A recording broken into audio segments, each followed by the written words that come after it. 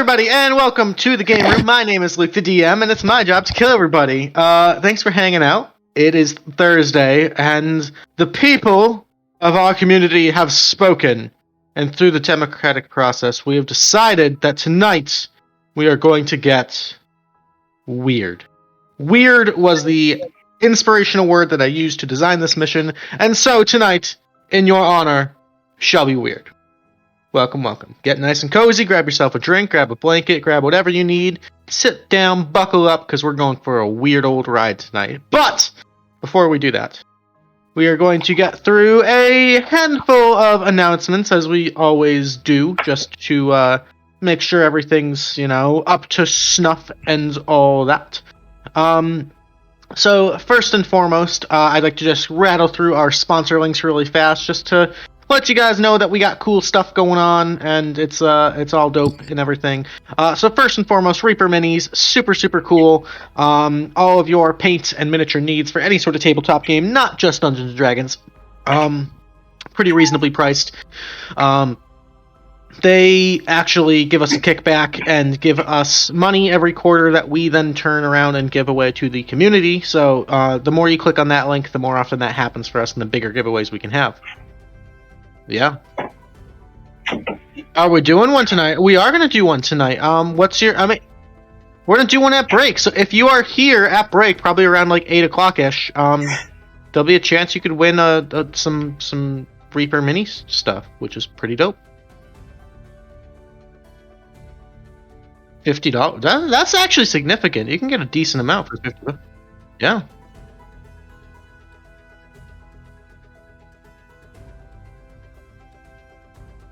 Oh, okay. Well, yes. So Wee Woo is telling me that you get $50, and $50 can get you a lot, and you can either get like one big thing or a bunch of little stuff. So $50 at Reaper Minis. Go for it. Number 2 is Inked Gaming. We also have a little affiliate link with them. So basically you can take any good old image you want and slap it on all sorts of merch, whether it be a hoodie or a face mask or a bag or a mouse pad or you name it. If it can have an image on it, you can probably put it on Inked Gaming. Really high quality stuff, and they take that extra little step for quality control to make sure stuff doesn't come out looking stupid if you're bad at computers like me. And I believe they are still running currently free shipping on any orders of $50 or more. So, do a little bulk order, maybe meet up with some buddies and do a mass order and get yourself some cool stuff. And you can customize it however you want. If you are so lazy that you don't even want to bother finding an image to put on your stuff, but you're like, darn, I wish I had cool stuff, you can check out our Etsy shop where we've done the work for you, and find all sorts of really cool Tealeaf Adventuring Company and the game room merch and stuff. I just bought some hoodies and some shot glasses and everything, and they all, quality is always really good from this stuff. So definitely do that.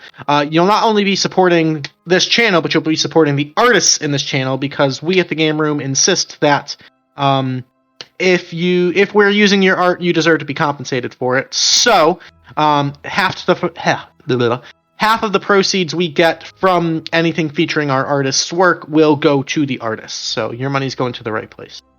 That's it for that. If you are interested in getting involved and joining us, we do have the Discord channel. So many homies to hang out with. Come hang out, come chat, come be a part of our daily lives. It's a really good place for a lot of reasons. Okay, moving on to D&D specifically. We've actually got a lot of really cool D&D announcements coming up. First and foremost, backstory missions. We've still got Cricket's backstory mission on the back burner. We have an official date for the Willow backstory mission part 2. Ladies and gentlemen, we are happy to announce that is going to be happening on Thursday, October 13th. So that is 3 weeks from today. Let me tell you, that one is going to be... I don't even know.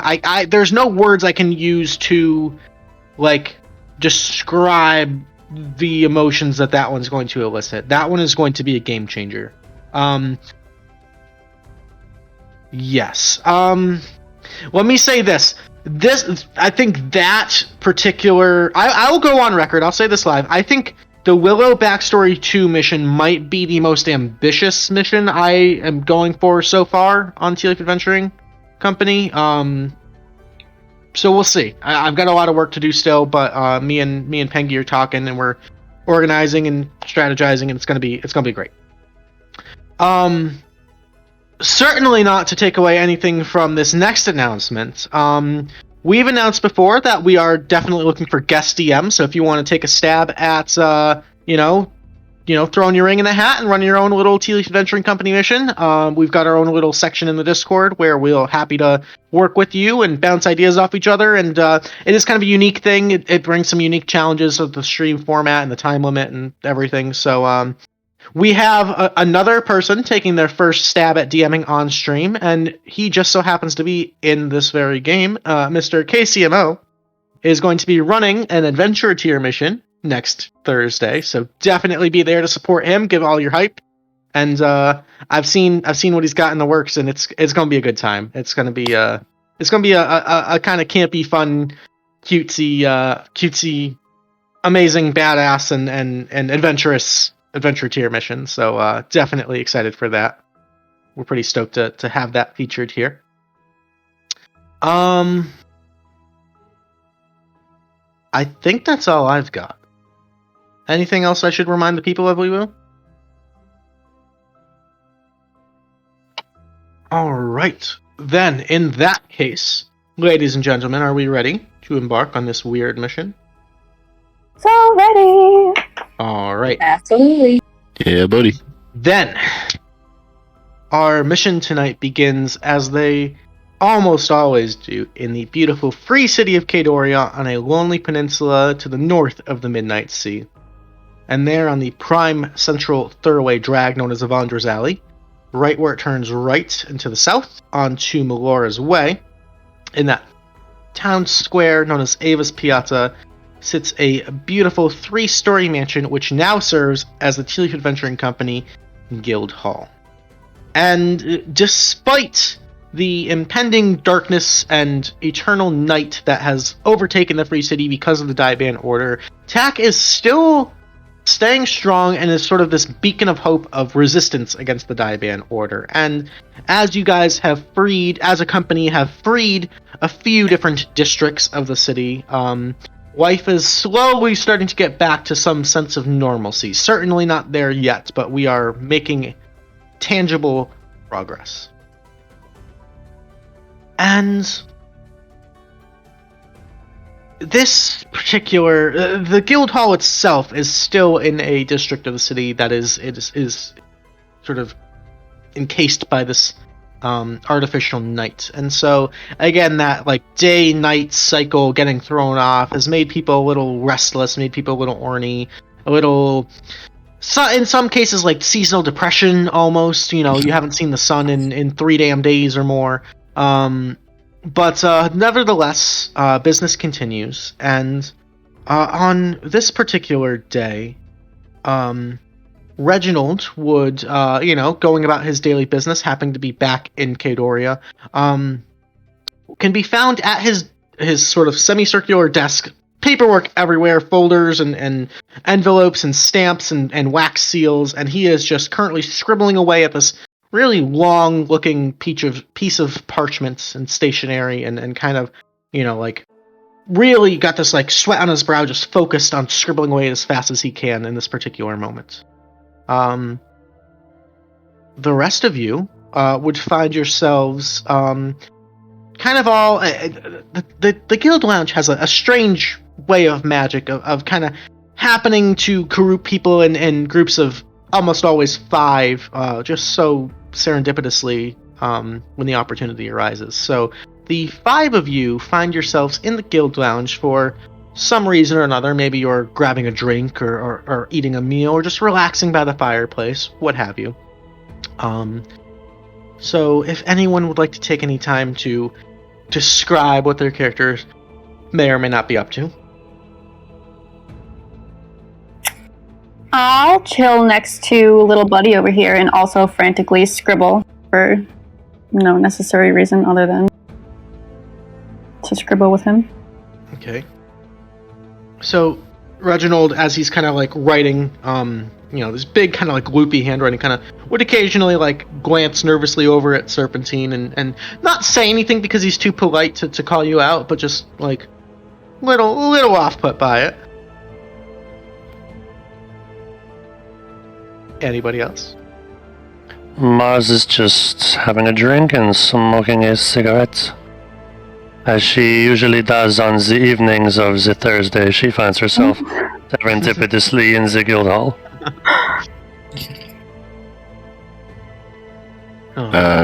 Gordy is walking up to Ted and trying to think, what's the one drink I know he can make?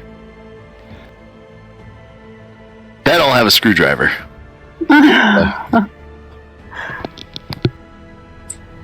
I would like to say that Belladonna is kind of off to the side, reading a book, defensive yoga. So that's basically what we're doing, and sipping on a Long Island iced tea because she's just trying to relax. All right. I would be questioning Gordy's choice of a screwdriver because that could go 100% wrong. And I would look at Ted and just go with the stout. I've seen him make them before. I know he can do it. More faith Ted- than I have. Ted will pull out a tall glass and a cocktail shaker, and he'll pull out 3 just beautiful, ripe, glistening, juicy oranges, and put some ice in the glass. And he'll pull out a handle of some sort of clear liquor, and he'll pour the liquor into the glass. And he'll take one of these oranges and begin to slowly peel it with his demonic claws. He'll take this nice, juicy, ripe orange and throw it over his shoulder, and then take a handful of nuts and bolts and slam it into the glass over the vodka and the ice, and just slide it across the bar. And smile. He was so close that time, guys. I know he's gonna get it. And Gordy will take the tall glass and just like trying not to drink the nuts and bolts, just precariously sip. It's got this like metallic kind of like coppery taste to it, but the liquor's good. So as you guys are all going about your daily shenanigans, Reginald at one point would put down the quill, have a big sigh of relief, kind of straighten out his tie, and excuse me, I don't mean to interrupt anyone, but is there anyone here who wouldn't mind going on a contract, a foreign affair actually, to the Holy Empire of Dios? It's been quite some time since we've sent anyone there for fairly obvious reasons, but I believe this one is right up our alley for some of our newer recruits. A bit of an investigation, as it were. I'll shoot my hand up. Yes, lovely. Thank you, Serpentine. Typically I would need 5 total, so if I could find 4 more recruits, perhaps you gentlemen over there at the bar drinking, perfect opportunity to go and do business after drinking alcohol. That seems completely professional and not at all dangerous. Yes, why don't you 2 join us for this one? Gordy just finished downing the whole glass and slams it down and coughs up a bolt. He goes, I'd love to. Shall we? I'm not the most graceful or stealthiest, but what could go wrong? Lovely. That just leaves 2 more. Donna's Ladies. definitely up for it. It'll be a great way for me to implement some of these defensive yoga techniques I've just read up. Splendid! Lovely. Okay, and Mars, if we're not imposing, you being a woman of the cloth yourself, and Dios being, the Holy Empire, maybe you could provide some guidance there for the rest of these individuals. But of course, all you need to do is ask, never imposing. Lovely. So, to give you all the laydown, as it were, we've received reports from Dios. This is the first in quite some time after the wedding that, my wife and I were at. Are any of you familiar? Should I provide a little context? Way over my head. Context would be helpful, yes. Well, see, typically the Holy Empire of Dios and the nation of Zorus across the Midnight Sea have traditionally, in the last 250 years or so, had an alliance, both politically and militaristically. And they've sealed this alliance by marrying the eldest daughter of the Holy Emperor to the Bloodfist, the militaristic leader of Zorus. And we, as a company, had gotten somewhat involved with the coming to power of the Bloodfist, Stern Bloodfist, and as a thank you, we were invited to this wedding and a big, socio-political event. Well, it turns out we were somewhat deceived, and that an individual by the name of Weston Del Malgor had plotted to poison and turn the Bloodfist into some horrific blood magic monster who then tried to murder his bride and everything. It was a shit show. I'm not going to lie, it was terrifying. I was scared for my life, but some of our heroes here managed to defeat the Bloodfist, and in doing so kind of may have severely disrupted the government of Dios. I'm not quite sure. Marigold would know much more about that. I'm just there for business, really. But anyway, that all things aside, we haven't had much business from Dios since the wedding, but this contract seems promising and right up our alley, and I do believe it could be quite lucrative, and maybe we can kind of gauge the current political climate of Dios while we're there, and maybe get some insight as to why the contracts haven't been coming in. But anyway, I'll just go about reading the paper now, if that's quite all right. All right. So we have reports of apparently only a few nights after the wedding, so we're talking several months now. There was some sort of falling star that crashed through the roof of a church in a small village in the Holy Empire, about 4 days' travel from the capital. The local clergy, monks and priests and such, investigated the falling star that had crashed through their monastery, and very shortly after closed it off to the public in order to do repairs. This report states that in the following weeks after this falling star, livestock and animals in the village begin to behave very strangely, becoming confused and restless, and in some cases even violent. There's a specific report of unfortunately a baby sheep, a lamb, apparently being driven to such a degree of madness that it bashed its head against a fence post until it succumbed to the injuries, which is quite unfortunate. But in any case, the villagers have pitched together a respectable sum of gold to hire our company to investigate the cause of this strange animal behavior, and to perhaps also investigate exactly what's going on in this monastery, as the clergy there have not allowed any outsiders to enter the temple. It also says that ordinarily, in such a severe and strange case, that the people of Dios would beseech the aid of their government, of some of the chosen divines, but it seems that they are unresponsive or unavailable in the current time, perhaps due to the aftermath of that wedding. So, are there any questions? Yes, Gordy. So we're going into the church? Perhaps. I would get a gauge of what's going on of the situation. This is all the information we have at hand, unfortunately. If necessary, I would say go into the church and investigate if this falling star has anything to do, if there's any sort of connection between the star and the deaths of these animals. Okay. And just so we're clear, the structural integrity of the church is how important? I would say we should respect the property of our clientele.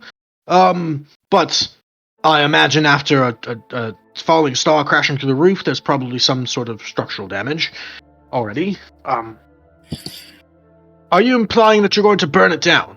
No, I'm just making sure that we're not, like, going to be caught for a liability or anything down the road. You know, if a pillar knocks over, we can just say it was already like that. But I mean, we also don't want to throw off the possibility to burn the building down in case. It's up in the sky. I don't know where it came from. I trust fire your might be the judgment. answer.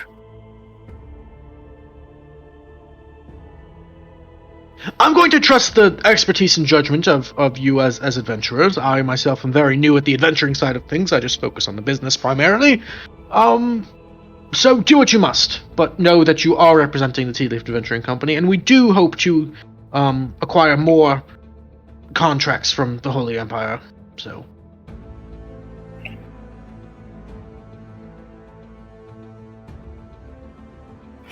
Any other questions before we set out? Is there anybody particularly in the city that is waiting for us to come? I do have a name. There's a young man by the name of Joseph who has signed this letter. Most of what's the politically correct term? Marigold would refer to them as the small folk of the Emperor, the peasants, the serfs, the indentured servants, if you will. Are perhaps not exactly literate, but this Joseph individual seems to have written this letter commissioning our help. So he's given us coordinates. I'll have Amnesty teleport the 5 of you when you're ready to the approximate location described.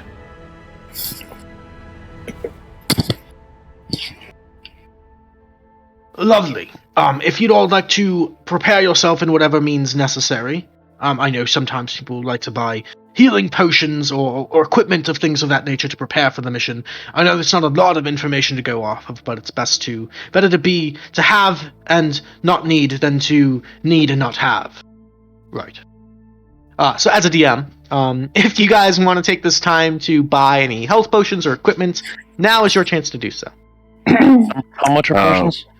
Alright, so your standard healing potion, which heals 2d4 plus 2, is going to run you 50 gold. And a greater healing potion, which heals 4d4 plus 4, is going to run you 250. You can have a total of 4 potions, but only one of them can be a greater. Yeah, I'm trying to save for a house. I don't think I have the money. Can I buy 2 healing potions? Oh, sorry, I thought you weren't going to buy anything. Absolutely. No. Go ahead. I'll buy one. Okay. I'm going to buy 3. There you go. Big spender. And then I will buy 1 for Gordy. Oh, thank you. I actually just purchased one for myself as well. Luke, are the sticky boom booms still up for sale? Technically, yes. There's a handout for those, right? Yes. There's 75? They are GP? 75, yes. How many of those could we bring with us? Total for the entire party, the limit is 5. So you guys can decide if one person's going to buy them all, if you're going to split them up. 5 total. I will happily purchase at least one, and if anyone else wants to jump in. Yeah, I'll definitely buy at least 2. Alright, so that's 75 gold a pop. I'll do one as well as a healing potion. That was 250. You're going to buy the 250 one? What was the other one? The other ones are 50. So there's like normal healing potions, which are 50, and then there's greater healing potions, which are 250. So the greater healing potions pack more of a kick. That they heal you for more points, but they're more expensive. So it's completely up to you. I basically have as many healing points as like quarter of a Kit Kat, so I think like the regular size ones will work for me. There you go. So I'll get. Okay, cool. So just go ahead and mark off the gold on your sheet and add those to your inventory, and that's all good. Alrighty. So as you guys are taking care of that, you guys reconvene with all of your arms and armor and potions in tow. And Reginald has taken this time to find Amnesty, the tiefling boy who handles some of the more arcane magic bits here. And he would gather all of you and go up the first flight of stairs to the first door on the right, which is just an unmarked door, which Amy uses as his portal room. As you open, there is an arcane circle inscribed on the ground, all these different glyphs and runes. Amy pulls out a gemstone and a small piece of chalk and says, all right, so when you're ready, I'll go ahead and finish the incantation. And there's going to be a big ripply circle-looking thing right there, and all I need you guys to do is just run right through it, and you'll be hopefully pretty darn close to where you're going. Sound good? Sounds good to me. All right, ready? 3, 2, 1. He drops the gemstone and finishes off the last little streak of chalk.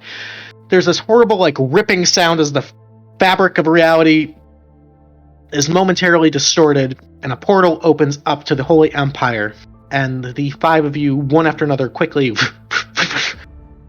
darting through this tear, through this portal, end up in... Oh, wow. It is this gorgeous late summer afternoon.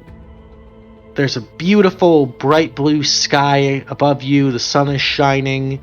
It's not too hot. There's that nice little first hints of autumn breeze blowing through. You can see the trees around you just have the first signs of the foliage starting to change from greens to lighter shades of yellow and orange. Take a deep breath. Wow, daylight. It is so refreshing here. And you find yourselves on the outskirts of what appears to be a small little hamlet, a small village, no more than a dozen buildings or so. There's a central well. You can see that most of these domiciles are kind of centered around. But up on a low hill, kind of on the outskirts, on the opposite side of this small little village, you can see there is built a rather sizable and impressive church or temple, monastery, if you will. Definitely, just by looking at it at a quick glance, the oldest and perhaps the most, largest, most impressive building of this structure. And you can see, even from this distance, you guys are maybe a quarter mile or so away at this point, there appears to be a giant hole through the roof, which has pretty recently been kind of haphazardly patched up to basically keep the rain out. But it's very obvious that there's a pretty, shoddy repair job just to block up that hole through the roof. You look around, you can see small homesteads. There's, small little subsistence farms. There's paddocks and meadows for livestock here. And it's just, the middle of the afternoon as you guys approach. Should we, say, talk to the people before we go into the church, or how would you like to go about doing this stuff? Should we say we're the building inspectors, or... I assume that we are under contract. They must know that we are, here for a reason.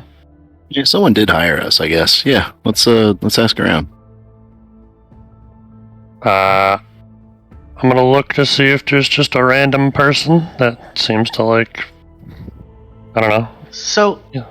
As you begin walking into the village, there's a small building next to this sort of paddock, and you can see there's a tall young man next to more of a middle-aged, rather rotund woman. They seem to be kind of hunched over or talking or talking next to what appears to be a cow that is laying on its side.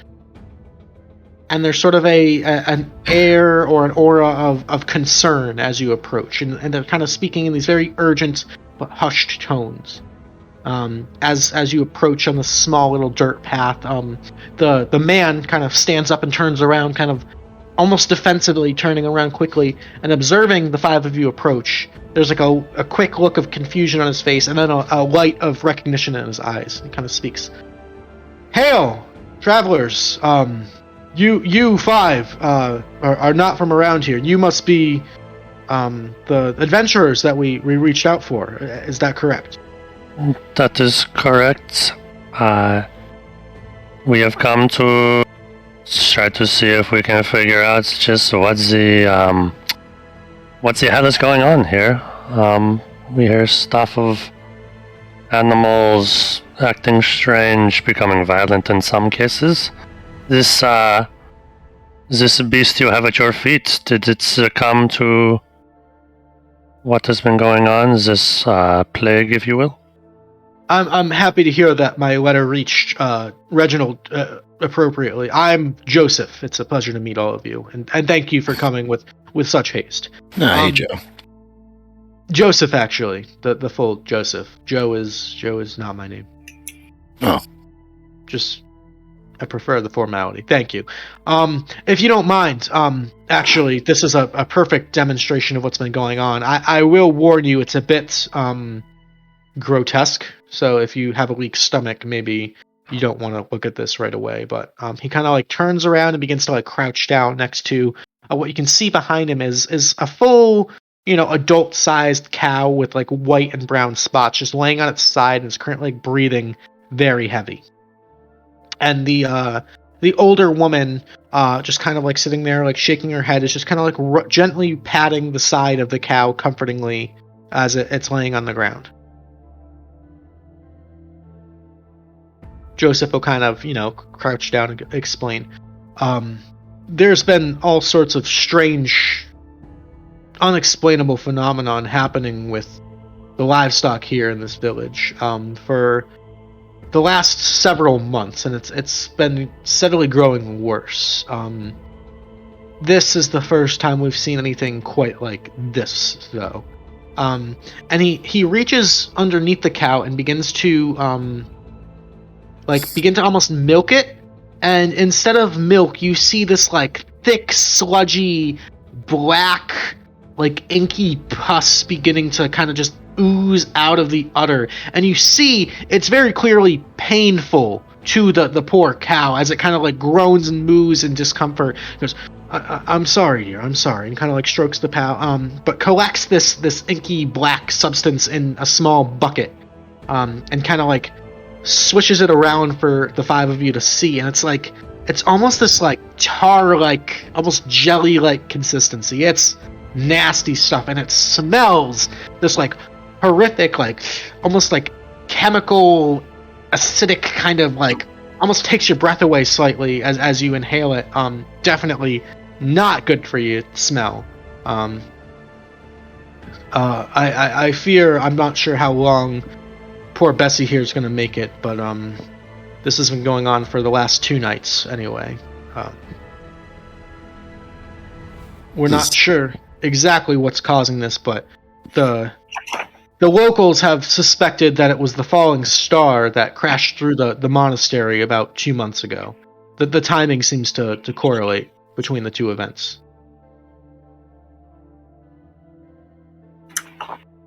And all the animals have something like this?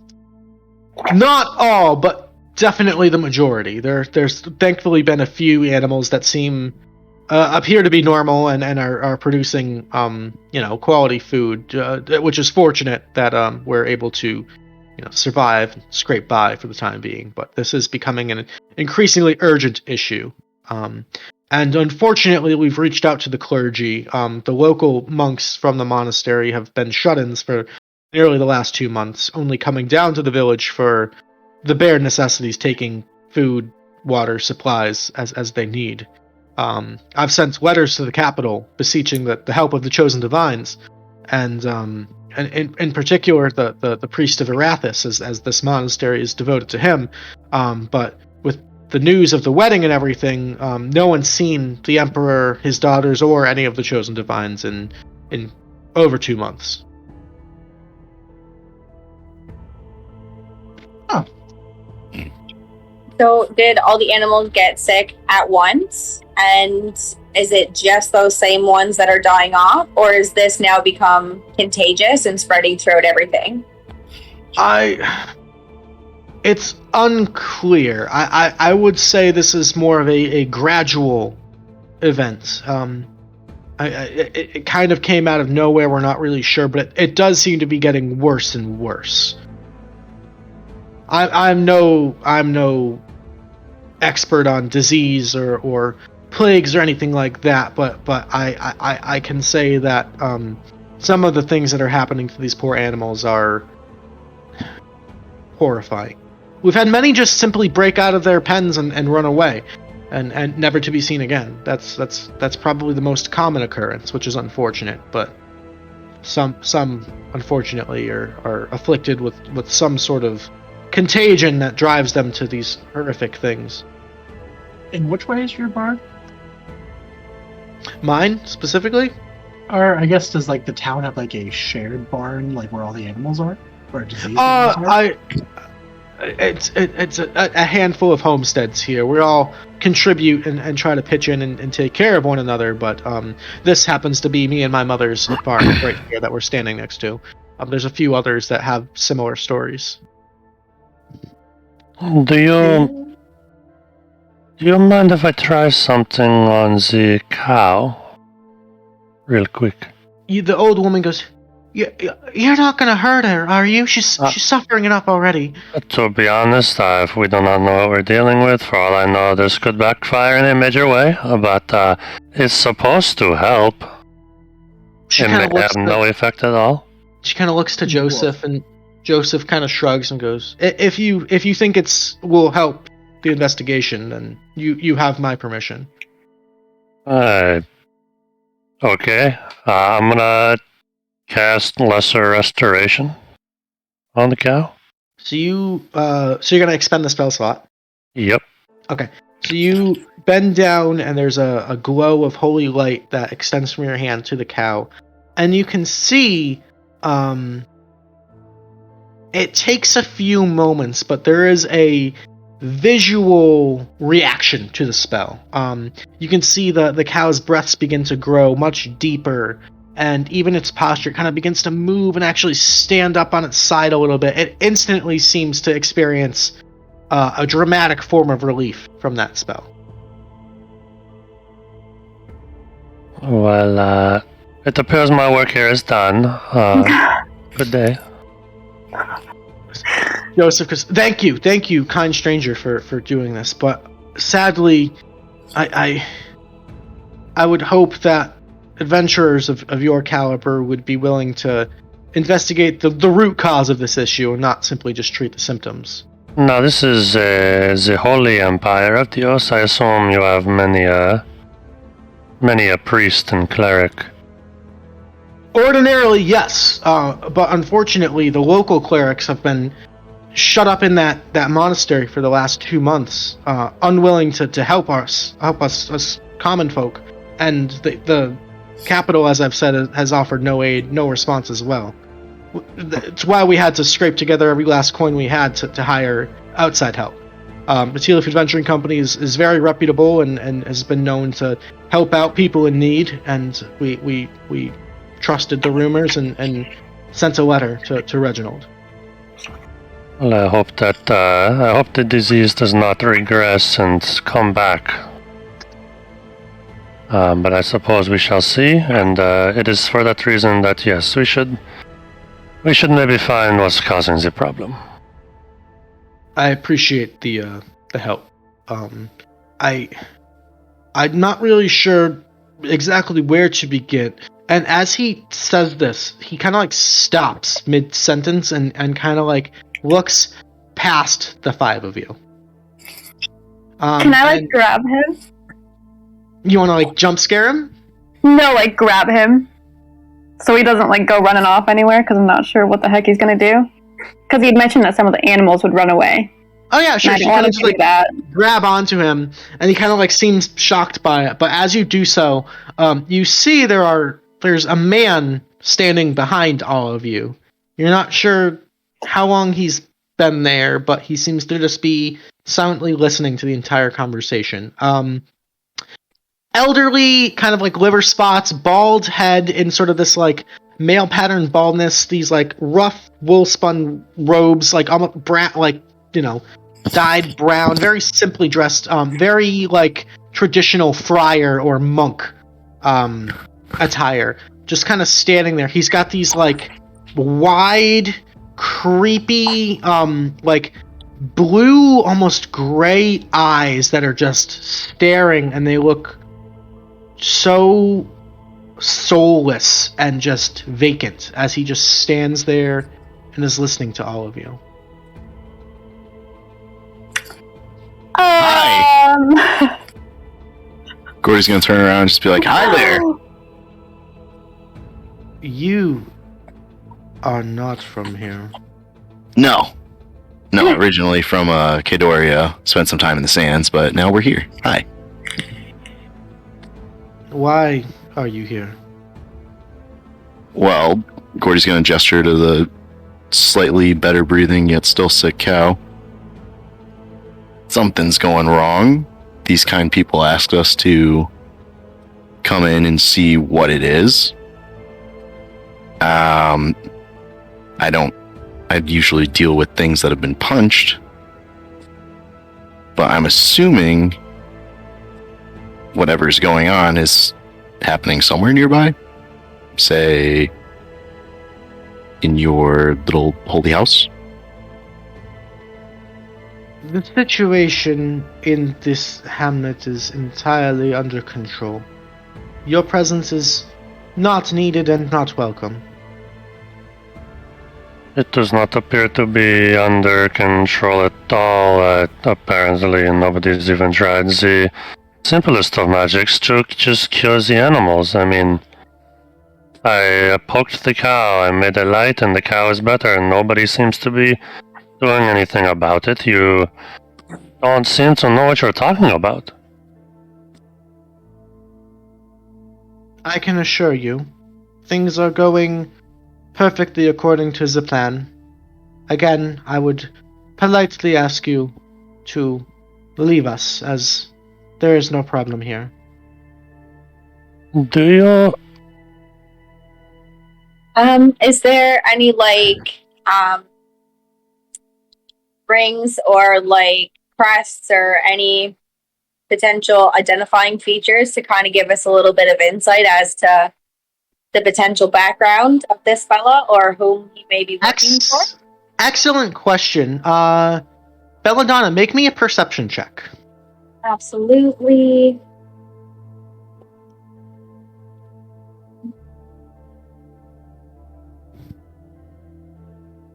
As soon as I find it, here we go. Okay, 15's not bad. You can see, again, very plainly dressed, not really any jewelry of any sorts, but there's a small crest or a symbol kind of on the lapel. Appears to be... It takes you a second as you notice it and kind of observe it, but it appears to be like a set of scales, like a merchant's scales that would be used to like weigh things. However, the entire thing is inverted and now upside down. Okay. Anyone who notices this, which would be anybody, can go ahead and make me a religion check. Okay.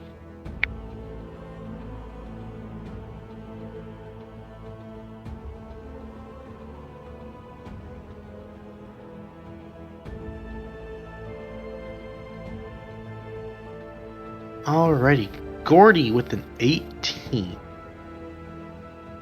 Probably the highest we're gonna get there. Unless Serpentine wants to roll? Yeah, sorry, I just had to find it.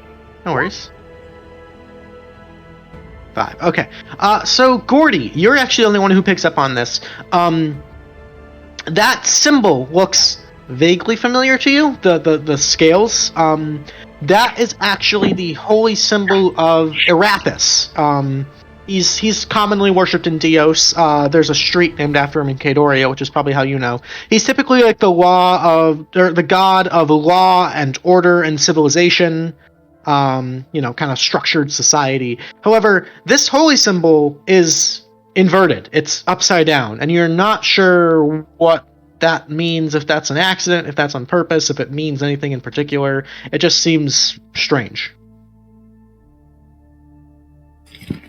So Gordy is going to point out, this looks familiar, but I think your tailor may have made a mistake. Your symbol isn't quite right.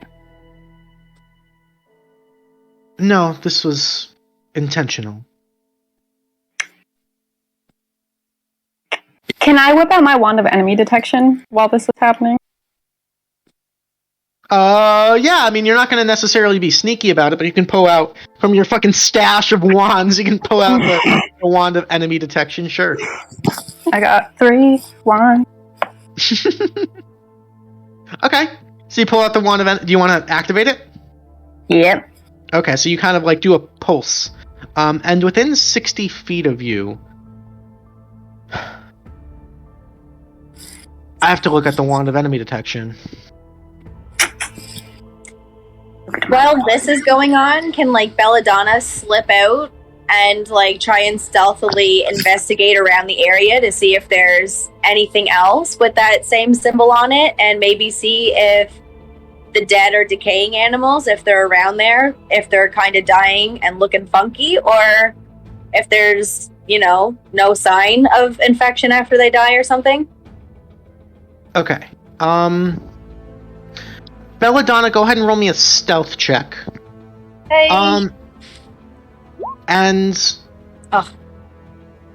yeah, you try to like sneak away, and he just gives you this look that makes you freeze in your tracks. It's this like icy, chill, just stern look, like you're not going anywhere. Your wand of enemy detection, he is not hostile to you. He's just rude. Okay, swag. He's not trying to kill you, perhaps. Joseph, I want to turn back to Joseph. Joseph? Sir, Yes.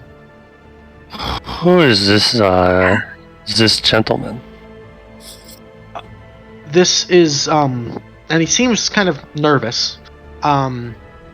This is Friar Johann. He's been a member of this monastery for since I was a little boy.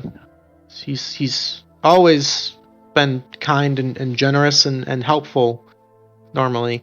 And you see Johann kind of turn towards Joseph and just give him that same stare down. I want to cast Speak to Animals. Interesting. Okay. So through your sort of totemic primal path, you invoke that sort of ancestral nature, and you suddenly feel the ability reach you to better understand simple common beasts and animals. Hey, little cow. I'm gonna give him a little pet. Don't make me talk like a fucking cow. Ooh. Hi. Why is it again? Hello. No. The cow seems shocked that you're talking to it. Hi. What's really the matter with you? I have to leave. Please just let me out. I want to go. I want to go. Please. Where do you want to go? I just want to go. I want to go. Did the spooky old man, as I point to the friar, hurt you? I just want to go. I want to go. I want to go. What hurts? Oh. I want to go. Please let me out. Please let me out. I just want to get out. Please. I would let the owners of the farm of the cow know that the cow wants to go. and it seems to be in pain. And then I would ask Mart if you, as a more doctor fixing of stuff, how would you ideas on how to describe this? What do you go? Is that what you're saying, Zid? What do I need to? It seems like it just wants to go, like leave this area. I'm not really sure. Is that like a disease or something? All I do is pick stuff and break stuff. I want to go. Please, I just want to go. I want to leave. I don't want to be here. I just want to go. Please. I have very little knowledge about animals. I just want to go. I'm assuming if the cow wants to go, he's probably not a sick thing. He's probably scared. I wish we knew if he wanted to go before creepy man with the messed up robe came along, but here we are. You know, I think he might just be afraid, but I'm not an animal whisperer. Can we ask where the cow wants to go? Where do you want to go, cow? I just want to go. Not anywhere but here. I just want to go. I have to leave. I don't want to be here. I just want to go. Can I drop Speak with Animals and cast Beast Sense then? Sure. Basically just lets me see through the beast's eyes and hear what it hears. Okay. And I'm just so here. As you quickly sort of transition and drop the sense, and the rest of you have been hearing this kind of like low, like just like low, almost wailing mooing. You, Ferdinand, quickly kind of warg into, to steal from Game of Thrones, warg into this cow's senses, and you can see it's still kind of like laying on its side or like down, kind of like on one knee. It seems to see just fine. You see yourself kind of, you know, almost in this like hypnotic gaze, which is a little creepy. And you see the rest of your party, but you see around Friar Johann, there appears to be this like sickly green flame that's just engulfing him. He is visibly burning in front of you, but he's standing there with that same just gaze.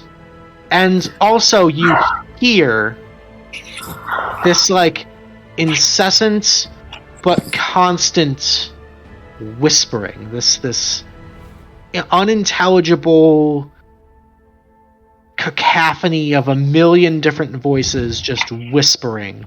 And it's quickly you spend only about a minute or so in the beast's mind before you're suddenly like, I gotta drop this spell. I need to get out. And you feel yourself almost instinctually, for your own sanity, dropping the spell outside of your own control. It's compulsive. You have to get out of that cow's head, and you find yourself back in your own senses. And now you just kind of hear that same low, just sad, painful breathing and mooing. And Johann kind of speaks and goes, I have instructed you all to please leave our village. Your trifling and meddling has already caused enough attention. I beg you to please leave. I'm going to let the party know. So, I'm not much of a cow sight expert, but when I look at this priest, there is some green fire around him from the cow's eyes, and there is some, I'm going to say, demonic whispering when I was entered the cow. Either that's, and correct me if I'm wrong, that scale upside down means something's definitely shady, or that meteor is something bad.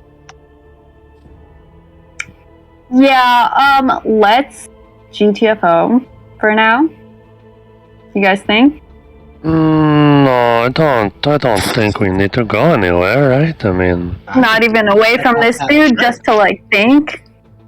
I mean, I think we can He's not doing anything. He's just standing there, and Yeah. he's a little creepy. I give you that. He's there any begging, way- so that's nice. Yeah, I think he needs a little bit of space, and I think we need a little bit of space. As this as this conversation is going on, in Gordy, we're in like a small town hamlet. Yeah, it's like maybe like 10 or 12 buildings or so, kind of just clustered around a well. Are we nearby a building at the moment? Yeah, you guys are like right next to like a small little farmstead.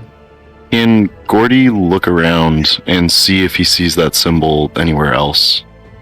You kind of like at a quick glance are looking around, you don't quite see it, but and Belladonna had the same idea before, but with this friar standing right in front of you, there's kind of this like that menacing stare almost freezes you in your tracks, and you're like, you feel uncertain whether or not you want to start investigating with him watching you. Gordy's gonna just kind of wander try off. walking past him, just like shoulder bump him, like walk past him. Yeah! Oh, man! What's up, Belladonna? So I would like to get just a little smidge weird here with an idea. Okay. Roll with me with this. But can Belladonna fart and pretend like she's having stomach issues and try to excuse herself to the bathroom as a reason to get like a little sneaky peeky? Sure. Yeah, you kind of step away as Ferdinand like shoulder bumps him and walks past him. He kind of like turns with the momentum and just watches you. And Belladonna, you take that opportunity to kind of sneak out with Gordy in tow, and the two of you now, just a quick little 30-second peruse around the village. Make me an investigation check. So either one of you can roll, or both, or one of you can roll with advantage, or both of you can roll. Okay.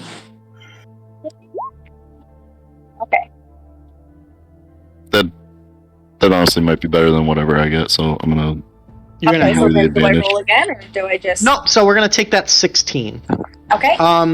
Looking quickly around as you kind of excuse yourself to the outhouse here, you're looking for any sort of symbol of that same symbol, and you happen to catch like a parting cloud kind of moves by, and you see on the front door of that monastery up on the hill that same upside down scale symbol.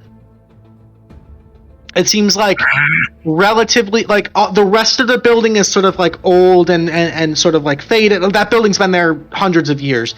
That paint of this new symbol it stands out in being more recent, maybe in the last couple weeks or so. Okay. Are we able to get a peek at any of the other animals that might be outside to see if there's like one particular one that looks like there's more sickness or less sickness over here, or any weird smells? In this quick glimpse, you actually don't see any other livestock, which strikes you as a little strange. Okay. You gather maybe people are trying to tend to the animals, or they've killed and buried most of the sick animals. You kind of get that sense that this is kind of a severe, widespread thing. Okay. But as Ferdinand kind of continues to walk, Johann stands there just staring and goes, "I would advise your friends to use caution. He seems unaware of where he's going." Guys! Mirror! Trying to threaten me? So I guess we've been gone long enough. We should probably get back before it's a little sus. And know what we've seen. I said no such threat. Just advise caution. You have been instructed to leave. Your meddling and investigations will only bring further pain. With that, I bid you all adieu. There's work to be done. And he just turns and begins to walk back up towards the monastery. Okay. No, And is Joe still with us? So Gordy and Belladonna see him walking back up towards the monastery as you guys are kind of regrouping with the party. Okay. Is Joseph still with us? Yeah, he's still right there, just kind of looking awkwardly shy, kind of ashamed almost. So, Joseph, has this particular gentleman been in this village since creation, or is he like a new citizen? What's the story here? Friar Johann has been. I'm doing the wrong voice. Friar Johann has been with this village since I've been a little boy. He's usually very kind and helpful. His demeanor of late is unnerving, to say the least. Has his demeanor only changed since the star crashed through the church, or has this been going on since beforehand? Precise. We believe that this fallen star, is more than likely the causing all these strange happenings in our town. Is What color was anybody the else star? in the Sorry. What color? I don't recall. It happened so fast. It was more bright than anything. Are there any other members of the town that are also kind of associated with our clergy gentlemen since the start? Well, all of the clergy, there's a handful of monks, maybe a dozen or so, that typically worship Erathis up on the hill. But they have all been shut in. Presumably, we thought at first repairing the damage to their building, but have not been seen outside of the monastery grounds, except only to gather food and supplies as necessary. Have there been any newcomers since the falling of the star? He thinks for a minute. No, newcomers are usually very uncommon here. There's not much to see or do here. So really. no new folk have come to the monastery. No. I noticed on the way to your outhouse that it looks like there's a new symbol or new paint that's on your church. Is that obvious, or was that also after the star, or was that done prior? It must have been after, honestly. I couldn't tell you for certain, but I don't ever remember seeing it there before. It must be relatively new, the last couple weeks anyway.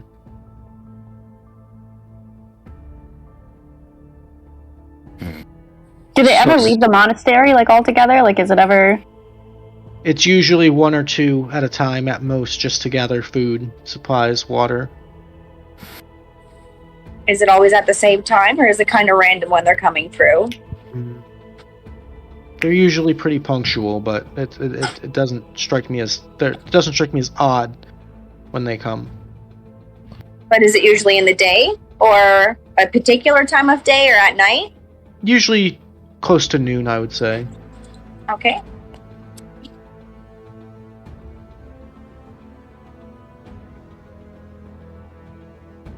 I apologize. This is a lot of questions. We really just we hope that you can all help us and get rid of this affliction on our town.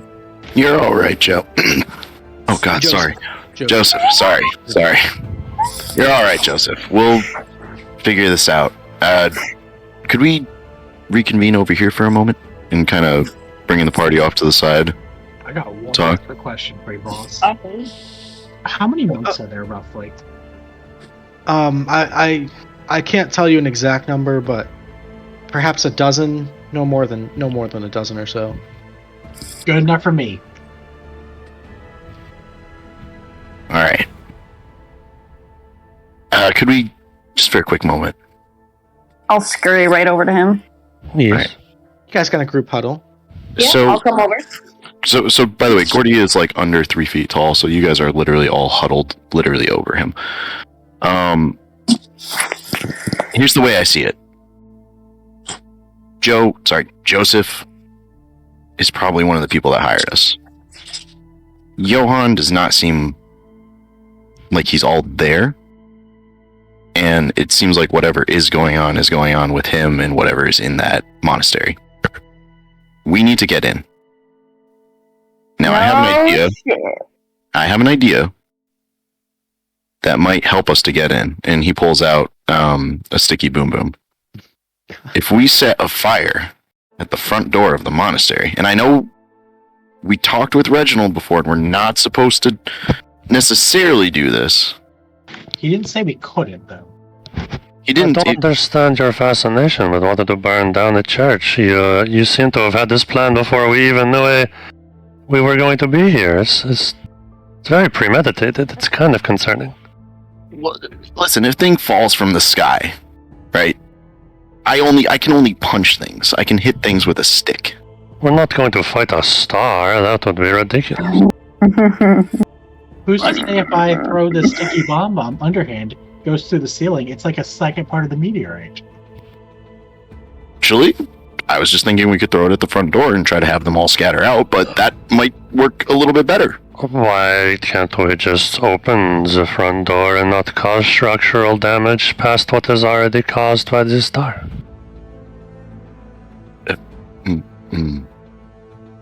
You make an excellent point, Mars. Yeah, I think stealthier the better, honestly. I was thinking of trying to distract and move in, but I think we just I mean, he was quite old. He was a little creepy. I mean, you didn't see the fire coming off him. It was pretty terrifying. So I would like everybody to make a perception check for me at this moment. Alright.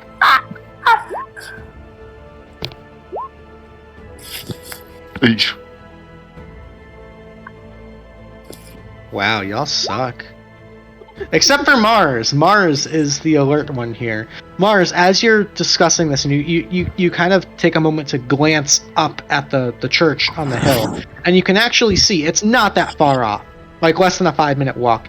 You actually see Friar Johann stopping at the front door, and he's talking to two other individuals similarly dressed, and you see him actually look down and points at you before the doors open and he goes inside, and then the two other monks stand there almost at post at the front door.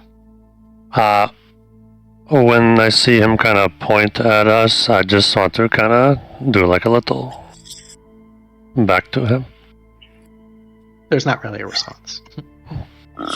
He's rude. He's a little creepy. So it appears that there are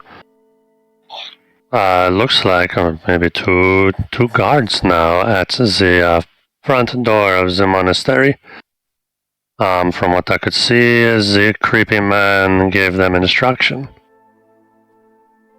So we can't just whoops, we drop the sticky boom boom, but maybe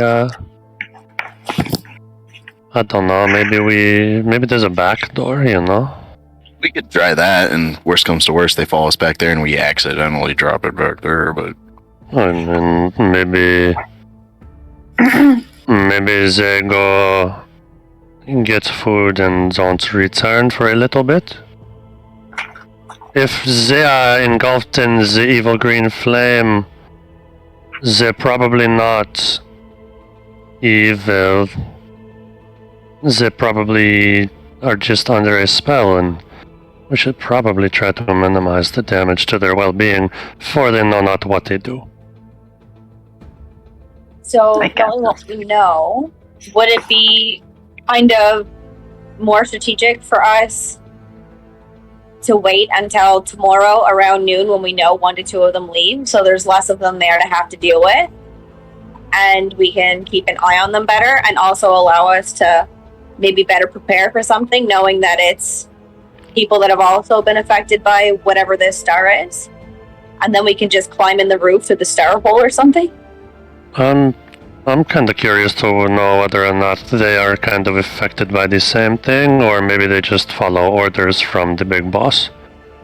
Are they weird, creepy men too, or are they normal,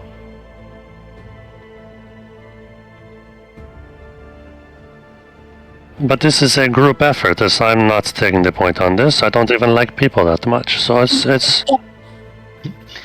So, what I think I'd like to do, because it is already almost 8 o'clock, I think what I'd like to do is change things up a little bit. I think we're going to go ahead and take a short rest now. So we're going to take our quick little 5-10 minute break, use the bathroom, grab drinks and all that. Mhm. During that time, if you guys want, you guys can come up with a game plan. We'll pick up with that game plan when we come back, and we'll just get the ball rolling there. How does that sound, guys? I kind of like Works it. for me, boss. Alrighty, so guys, we are going to go ahead and be right back in about 5-10 minutes. Remember, stick around during this break because we're giving away that $50 Reaper Mini gift card, so you don't want to miss it. We'll be back in like 5-10 minutes.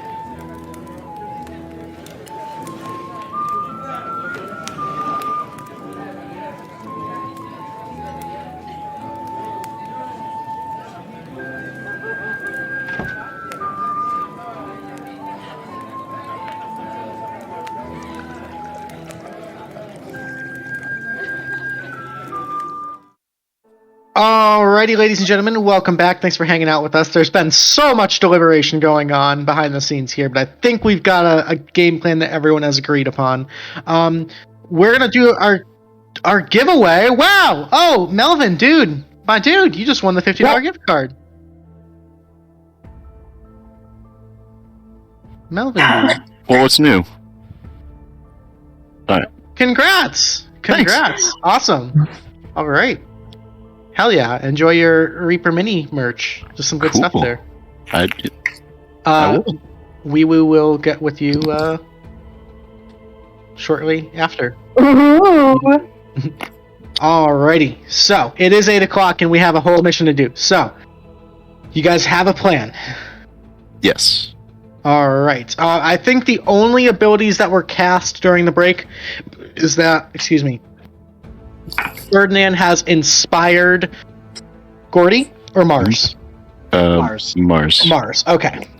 So, what is the game plan? So we are going to find a nice little place, maybe on the outskirts of town, a little out of view. Just something to, get out of eyesight of the monkly guard, and we're going to wait for nighttime. Okay. So you guys wait a number of hours until afternoon slowly fades into twilight, and then night kind of slowly falls. You can see there's like a few little like oil lanterns that are lit around like the center of this little hamlet. They're pretty rudimentary, but there is no other source of light in this town besides that. So now that it is dark, by the way, twilight is the best time of day. But I digress. So now that it is dark out, perhaps we should sneak away from the others, Gordy, and I can show you the ways of the worship. Yeah, that would... I feel like I've been in the drink a while. We ought to mosey our way on up and atone. You seem to be squinting. Can you see okay? Not particularly. I know there's a light up yonder hill, but otherwise, it's not. I'm not exactly built for it, Okay, so I'm going to touch Gordy. Okay. And use my eyes of the night and give him dark vision. Hell yeah! So that's 300 feet of dark vision? 300 feet. Jesus Christ. Okay, beautiful. Is this how you see all the time? All the time. God is a wonderful thing. Oh my god. I mean, particularly when it's dark out. Like, if it's nighttime, I don't see like this, obviously. That'd be weird. Yeah, well, I mean, that's my normal. But it's in the night. This is awesome. It's cool, right? It's like a little owl. Yeah. Yes. Alright, so, worship squad, you guys get together and make your way up towards the church. As you do so, you can see, the two monks there are still standing there at the front door, kind of framing almost underneath either side of that inversed scale, just sort of standing there, and you see their head kind of turn as you approach, and just kind of like trace your path up as you get next to them. Pause there. The other three, Stealth Squad, what are you guys up to? I'm all sorts of angsty over here, honestly. I would like to see if we're able to see into any of the windows to kind of monitor a little bit the interaction between the two that are going in to pray or to worship. Okay, so what I'm gonna need is I'm gonna need a group stealth check from the three of you. So Serpentine, Belladonna, and Ferdinand to all roll stealth. Oh no. Nice. Oh, Okay, so you guys You guys get up to the church and get about as close as you feel comfortable without you feel pretty confident that you're hidden. All right. So, you guys are maybe a couple 100 feet off at this point. Like, there's still a considerable distance between you and the church. So, you're trying to like look through windows, and a lot of it's like that like stained glass that you can't really see through, especially without a light source. So from this distance, you can't really quite see into the church. But you watch as here we're gonna let me get a map. So for let's just do this. We're gonna open up the map. So you three over here are a couple 100 feet back off the map. Sure. Sure. Gordy and Mars, as you approach, the two monks at the front door, just kind of standing and watching.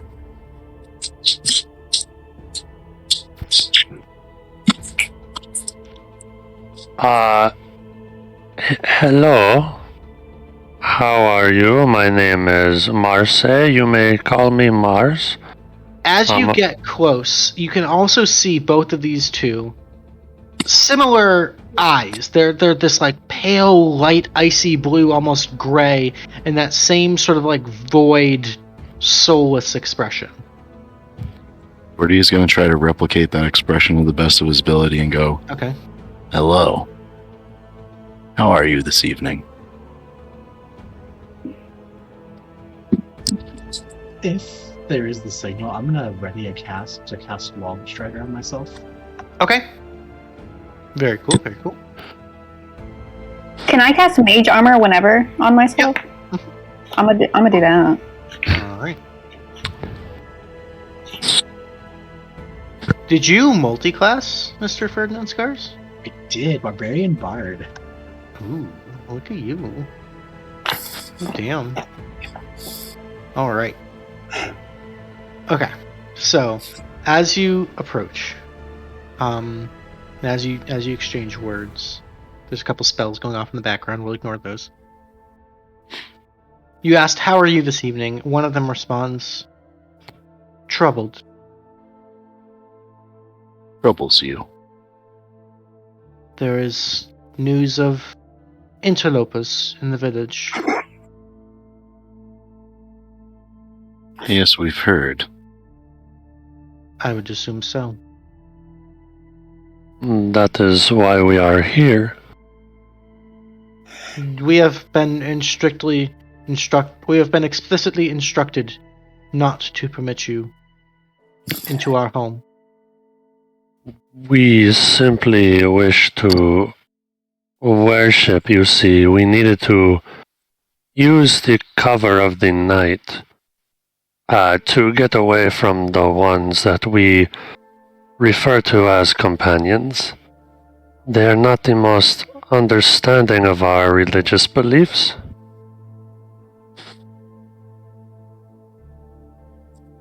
Who is it you seek to worship?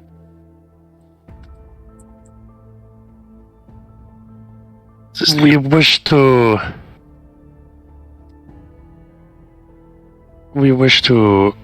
learn of the ways. We tend to travel quite a bit learning the different religions of different cultures, and I must say this place has called to us for quite some time. Make a deception check for me. You're spinning a tale. There's elements of truth to it, but it is a lie by omission. So this is gonna be just wonderful. I got a -1 to deception as well. Me too. You're gonna do fine. This is good. It'll be good. Bardic's I'm using inspiration. You I'm are using ins- inspiration. you are inspired. If you'd like to add the d6 to that. Yes, please. And would Gordy be able to aid the roll at all by holding up a scroll case to sort of signify that he's here to, like, document? Unfortunately, not quite. But if you'd like to roll that d6, that turns into a 15.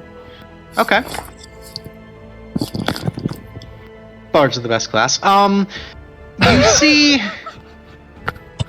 You see one of them kind of has like a skeptical look, like a scowl, but the other one is kind of nodding along. And yes, so you have been called as well then, both of you. Yes.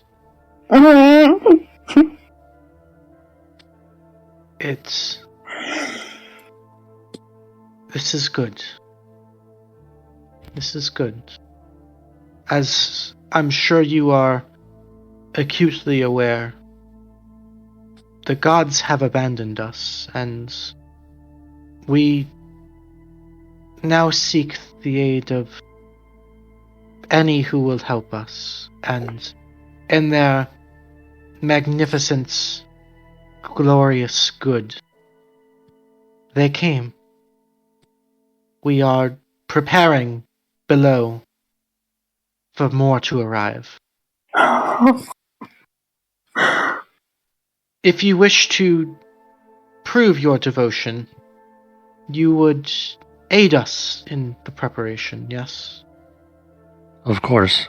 Whatever is necessary. This sounds adequate. You provide us with a unique opportunity. It would be a demonstration of faith and of loyalty. Our guests hunger, and in order to complete this summoning ritual, the blood of innocent is needed. Oh no. Oh no. Your companions, Oh, that's us. your non-believers, bring them here. Their blood shall be spilt upon the holy altar, and the guest will come. Very well. We will instruct the others. And you see the skeptical one kind of seem, well, okay, it's going along, but you actually see him do a small little cantrip you might recognize as like the message cantrip, and seems to like whisper and send a message inside. Okay. We'll be in the preparations. Should we I'll give it a specific time? The sooner the better. I will fetch them. And Gordy is going to make his way off and pull 50 feet of hempen rope out of his robe of useful items. Okay. Now, the rest of the group, how far off are they? So they're like a couple 100 feet, and as you like turn and with your like Nighthawk vision, you see them just sitting in the middle of an open field, standing out like a fucking sore thumb, just like crowded together behind a small bush, thinking they're hidden. They are the most conspicuous group of outsiders ever. You are amazed that like the other two did not see them.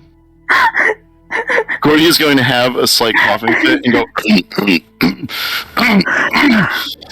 and point them away a little bit, just so they're not there.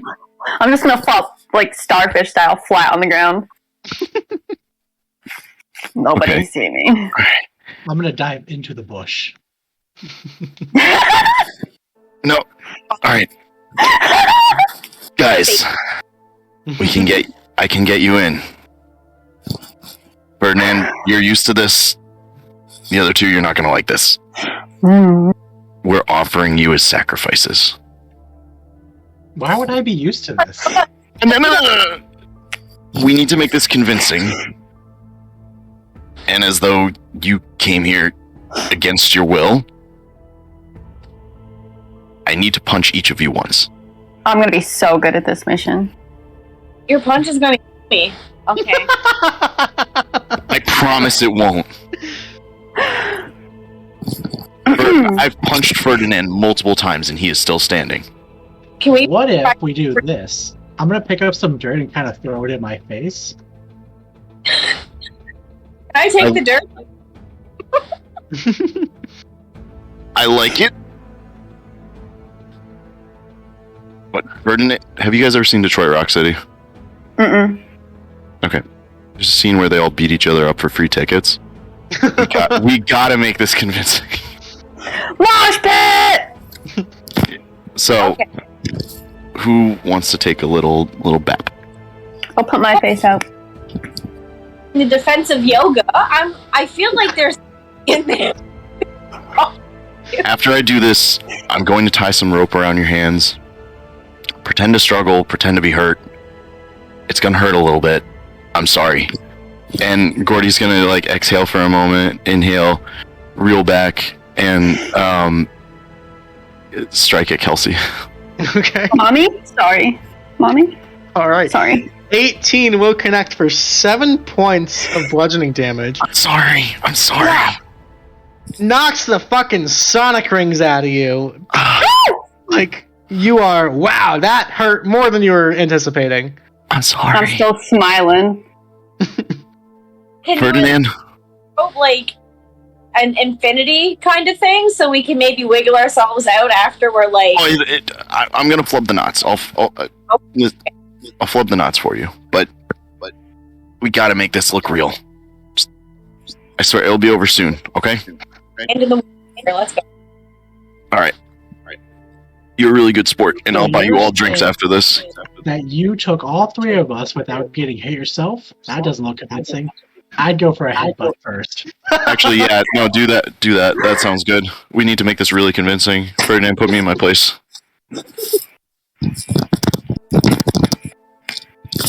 Ow. Knuckles? Dude, I'm cut. Yeah. So 6 points on Ferdinand and 5 on Gordy.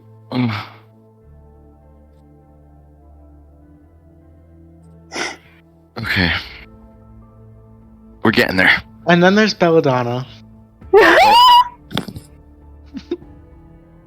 Okay, well, I mean, all of my things include very sharp things, so I can't even pretend to attack you, or else I'm going to turn you into sushimi.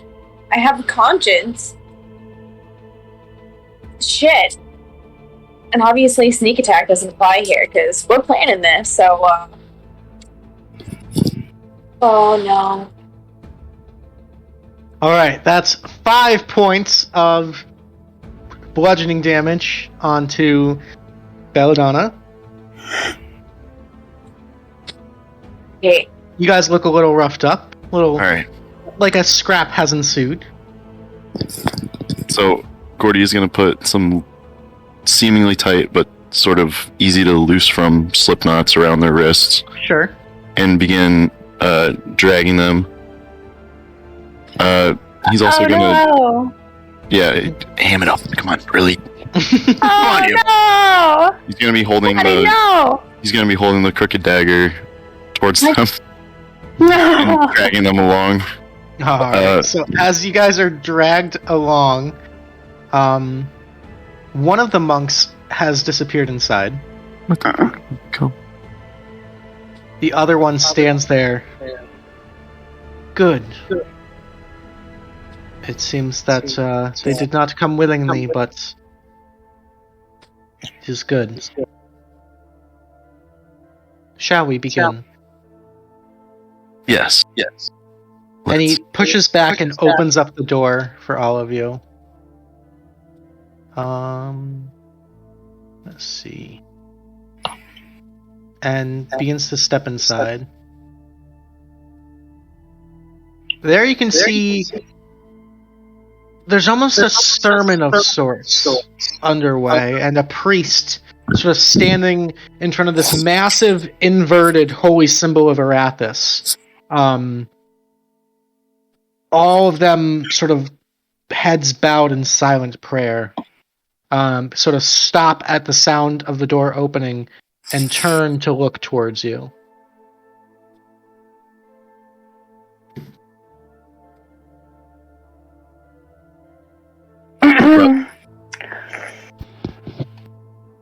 Well, get a move on. We do not have all night. I will bring up the rear, Gordy. You lead them in. I'll make sure they follow you, the scum. Yes. And Gordy will turn to the congregation and go, "Brothers, I have brought our sacrifices, and lead them in. All right. So you guys can kind of move yourselves in line there, behind Ferdinand and Gordy. I don't know what I just did, but I drew like a line on the map. Oh, it keeps happening. Jeez. You made me ink. Thanks. For whatever reason, I can control Serpentine. Just Oh, FYI. please do. Okay. Okay. That's consent. Yeah, okay.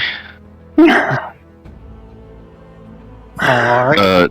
As you move forward, this priest at the front speaks down and goes, "Our guests are nearly prepared. The ritual below is underway. Come, I will lead you, and we all will greet these honored guests with joy." You hear like a low murmuring, sort of a building anticipation or excitement from the other priests as he steps away from the altar and begins to go and opens up another door over here. "Come, we must make haste." Very well.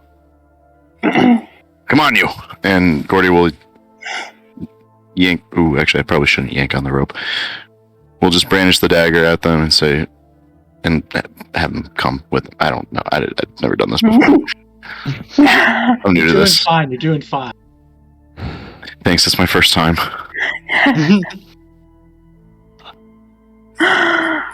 Red balloons everywhere. Oh my god, dude! We need red balloons in the in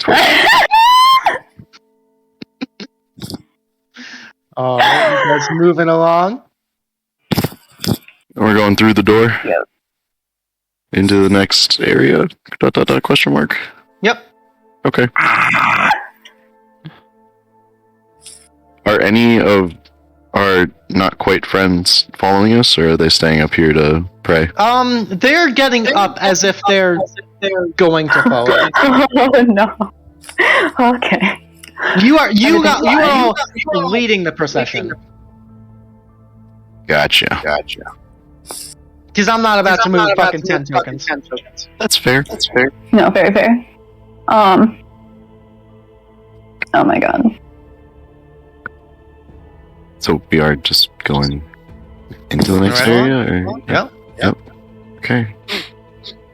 So you walk, whatever, we'll fast forward a little bit. You walk around behind, there's a small little, what's the word? Like a little vestibule, almost, a little preparation area, like a normal church might have. And then further on, there is a staircase leading down to the cellar. You guys going downstairs? Yep. We're going down there, right? Come on, guys. Alright, let me adjust the vision briefly. What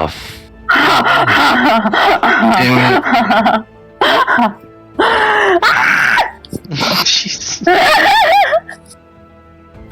You see as the priest who was a little bit ahead of you now stands in front of this sort of oscillating, twisting red and black ball of energy.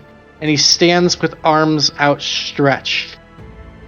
And he speaks with this confidence and this booming voice that you haven't quite heard just yet in any of these people. Behold, beloved guests, you have come upon this world at the most opportune time. You have heeded our prayers where the gods above have failed. You have answered.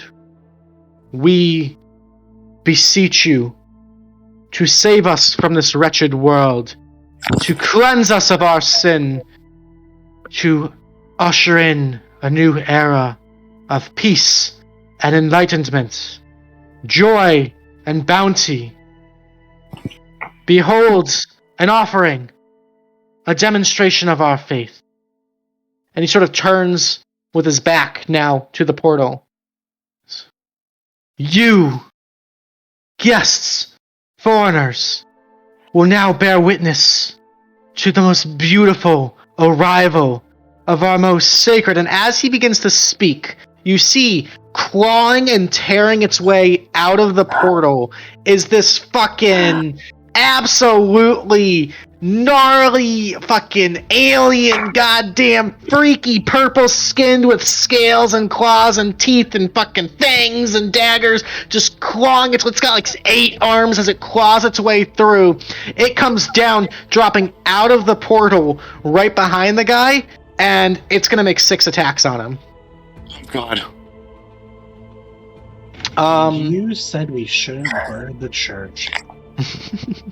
Alright, so it's going to use its Flurry of Claws attack. First one's a hit for 11.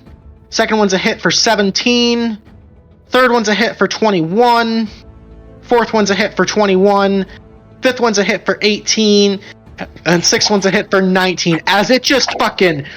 all the arms just eviscerate this priest in front of you, just tearing him into fucking shreds. I need everybody to roll initiative. Oh my god. Can I ask a question real quick? Sure. Is this technically a humanoid? You have no fucking idea. No idea? Okay, so... Probably not. Okay. Alright, we got Gordy with an 18. We've got Mars. I forgot to click on my dude. My bad. It's all good. No worries. Mars with a 19. We've got Belladonna coming in hot with a 14. We've got natural 20 on Ferdinand. 1, 2, 3, 4. We're missing 1. Me, I got a 15. 6. Okay. Beautiful. Alrighty. Real quick mechanical question. Are we still being followed down the passageway by the rest of the folks? As far as you know, yeah. Okay. I know what I'm going to do on my turn. Alrighty. At the top of the initiative, Ferdinand, you have the initiative. Really, it's stuck between a hard place. Well, I'm gonna... Ooh, wait. I'm gonna Spirit Rage. Spirit Rage. Okay, fuck yeah. So, we'll give you the Rage, and then we'll give you this little Spirit icon there, too. Then I'm gonna move 30, what I think that is. Okay. And then... Oh, thank you. Yeah, I got you. Just out of range. Unlucky. Can I ready an attack if he comes close? Yep, so you can have a held action ready. Yes, Okay. I'm gonna held action if he comes within range. I'm going to attack. Okay, cool. Alrighty. On his turn, he finishes, like, just tearing apart this guy, and you can see the blood from this priest, which was presumably a human-esque. The blood runs into the ground, and you can see it almost slurps up and forms these other portals. And from each of those portals, another nasty little being spawns. Also horrendous and alien with these like pure white pupilless eyes covered in spines, just kind of like crawling and dragging their way out of the portals. They are going to join the initiative. Okay. I mean, he kind of cute though. Yeah, not the words. And this creature in front of you, Ferdinand, is going to vanish. Oh, good! Good. Oh! Alright, that'll bring us to Mars. You're up. Do.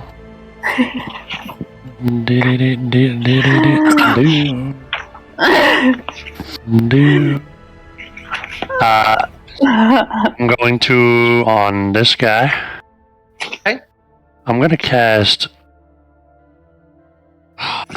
It's not him, is it? Screw it. I'm gonna cast Moonbeam on this dude. Okay. So. There you go. There's your moonbeam. Yay. Alright, so at the start of his turn, he'll have to make the con save. I think it's whenever he enters it. When a creature enters the spell's area for the first time on a turn. Okay. So actually, so it's worded strangely. It actually, the turn that it starts, he's technically not entering. It's more like if something were to move into the moonbeam on their turn. Okay. It does not actually. I actually looked into this the other day because there was a confusion about spirit guardians because it's worded similarly. But so none of those spells actually proc on the turn they're cast. Okay. Yeah. And then bonus action, I'm gonna, just in case we're still being followed. Oh, I guess no, not bonus action, just movement. Okay. Just gonna step to the side a little bit, and that's it. Alrighty, that'll bring us to Gordy. So, this passageway we just came through was 10 feet by 10 feet. Correct. Gordy is going to turn around and pull out this seemingly pentablack cloak looking thing from his robe of useful items, fling it out in front of the doorway and lay it down, creating a 10-foot pit behind the party. Oh, damn. Okay. Let's go. I'm sad to see that one go. This is like the most Looney Tunes moment in the least Looney Tunes scenario. And he'll just for yucks, he'll be like, eh. And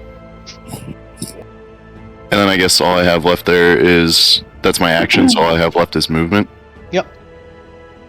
Okay, so let me see, Gordy.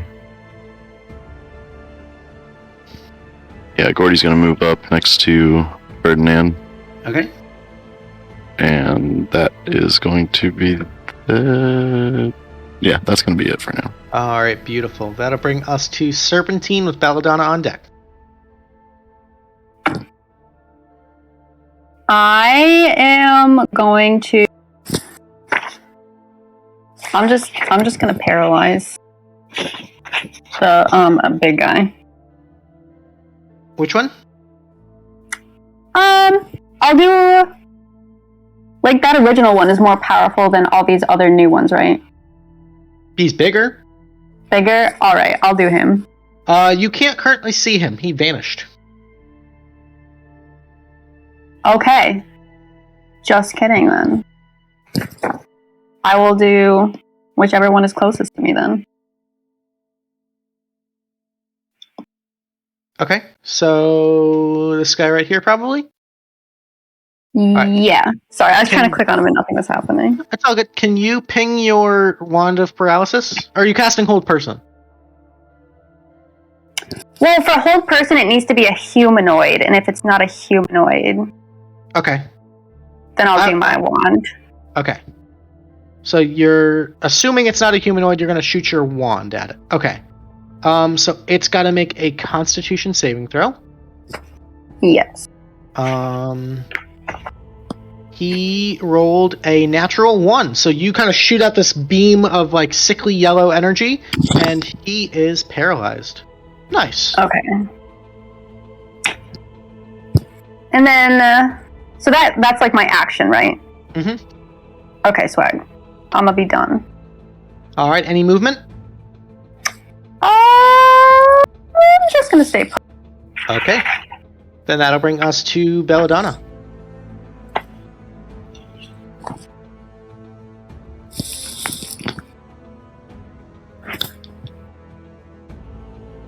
Flappy, you there? There you go. No worries. I'm going to move Belladonna 25 feet toward the monster that was just paralyzed. Okay. And I'm going to use my short bow. Alrighty.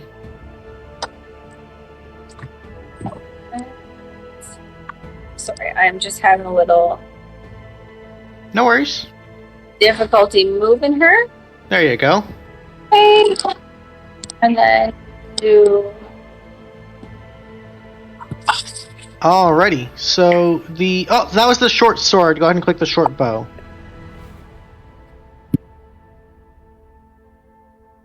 There we go. So because it's paralyzed, you have advantage on the attack. So it's going to be a 17.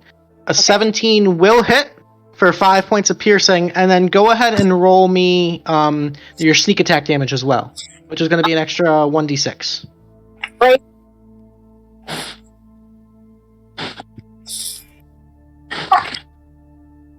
Alright, there we go. So that's going to be 8 points of damage total on that bad boy. Nice shot. Very nice. Anything else? So as your action and your movement, you have any bonus actions you want to take? My bonus action, since we are in combat, is there anywhere nearby that I could kind of hide or no? You're kind of out in the middle of the open, unfortunately. There's nothing really to... In order to hide, you have to actually break line of sight. So you have to actually hide behind something. There's nothing to really hide behind in here. So unfortunately, you can't really hide. Could I hide behind Ferdinand? Technically no, unfortunately. It's a good thought, People though. always hide behind me. Because you're big and a brick wall. Okay, that's it for Belladonna. Alrighty, then we'll start these little guys. The first one here is in a moonbeam, so he's going to make a Constitution saving throw. That's a 19, so he will succeed and take half damage from moonbeam. Alrighty. So half of that will be 8 points of damage on that bad boy. Nice, very nice. He is going to he's going to get out of that. So he's got 30 feet of movement. So 5, 10, 15, 20, 25, 30. He's going to hold an action. This one's paralyzed, so at the end of his turn, he's going to make a Constitution saving throw. He fails, so he's still paralyzed. This one's going to move up. 10, 15. And he is technically within your held action there, if you want to spend the held action. Or if you want to hold it. Hell yeah. Alright, so go ahead and make your Spirit Rage Maul attack. There we go. Hell yeah. So that's 10 points of bludgeoning damage on that guy as he moves up. And then that also gets the extra D8 in there as well, right? I thought that I already added it. Looks like 2d6 plus... Yeah, okay, so that's in there. Yeah. I did a lot of math on that one. Yeah. So, as you strike out, this sort of almost like spectral claw extends from your fist and just rakes across the creature as it steps forward. Takes a heavy blow there. So your held action's gone. It is going to make one confounding bite attack against Gordy. Yeah. Gordy, that's a 21 to hit. I'm just going to shake that off. Alright, that's going to be 6 points of piercing, and I need you to make me a wisdom saving throw, please. Oh, wait, I'm a monk. I have that. Oh, this is weird. I don't usually get those.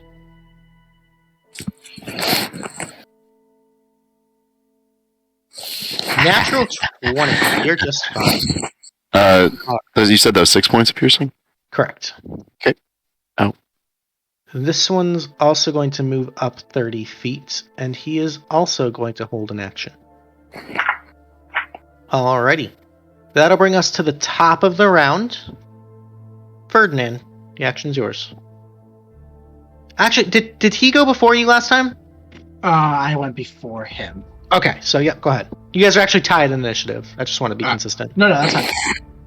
I'm gonna move here. Okay. As you move there, this one's going to use its held action to bite you. He is going to use a confounding bite. That's a 10 to hit, so that's a miss. And then I'm going to Spirit Rage him. Okay. 18 will hit for 11. There we go. Big damage. And then I will bonus punch him. Okay. The 10 is unfortunately going to be a miss. Just barely. Because the Spirit Wolf doesn't go to me, correct? Oh, I'm sorry. You are raging. So, yes, then the 14 would hit for 8. Correct. My bad. No, you're good. That's what I thought. No, and that's actually a kill. Yep. Very nice. Okay. And that will end my turn. All right. Hell yeah. All right. As you kind of like shake your fist off from pummeling this thing into the dirt, behind you, you hear this like rippling whisper, and this guy's going to appear right behind you. He is going to make a series of attacks. He's going to do 3 on Ferdinand and 3 on Gordy. Yeah, okay. So the first one is a 10 on Ferdinand as a miss, followed by a crit. Okay, so that's going to be 18 points of slashing halved to 9, plus 11 of psychic, so a total of 20 damage on Ferdinand. And the last attack against Ferdinand is a 12. That's a miss. Alright, against Gordy, we have a 17. That hits. That's going to be 7 slashing, plus 10 psychic damage. Gordy's down. Gordy is down. Okay. Then the other 2 attacks are going to go back to Ferdinand. So 5th attack is going to be a 14.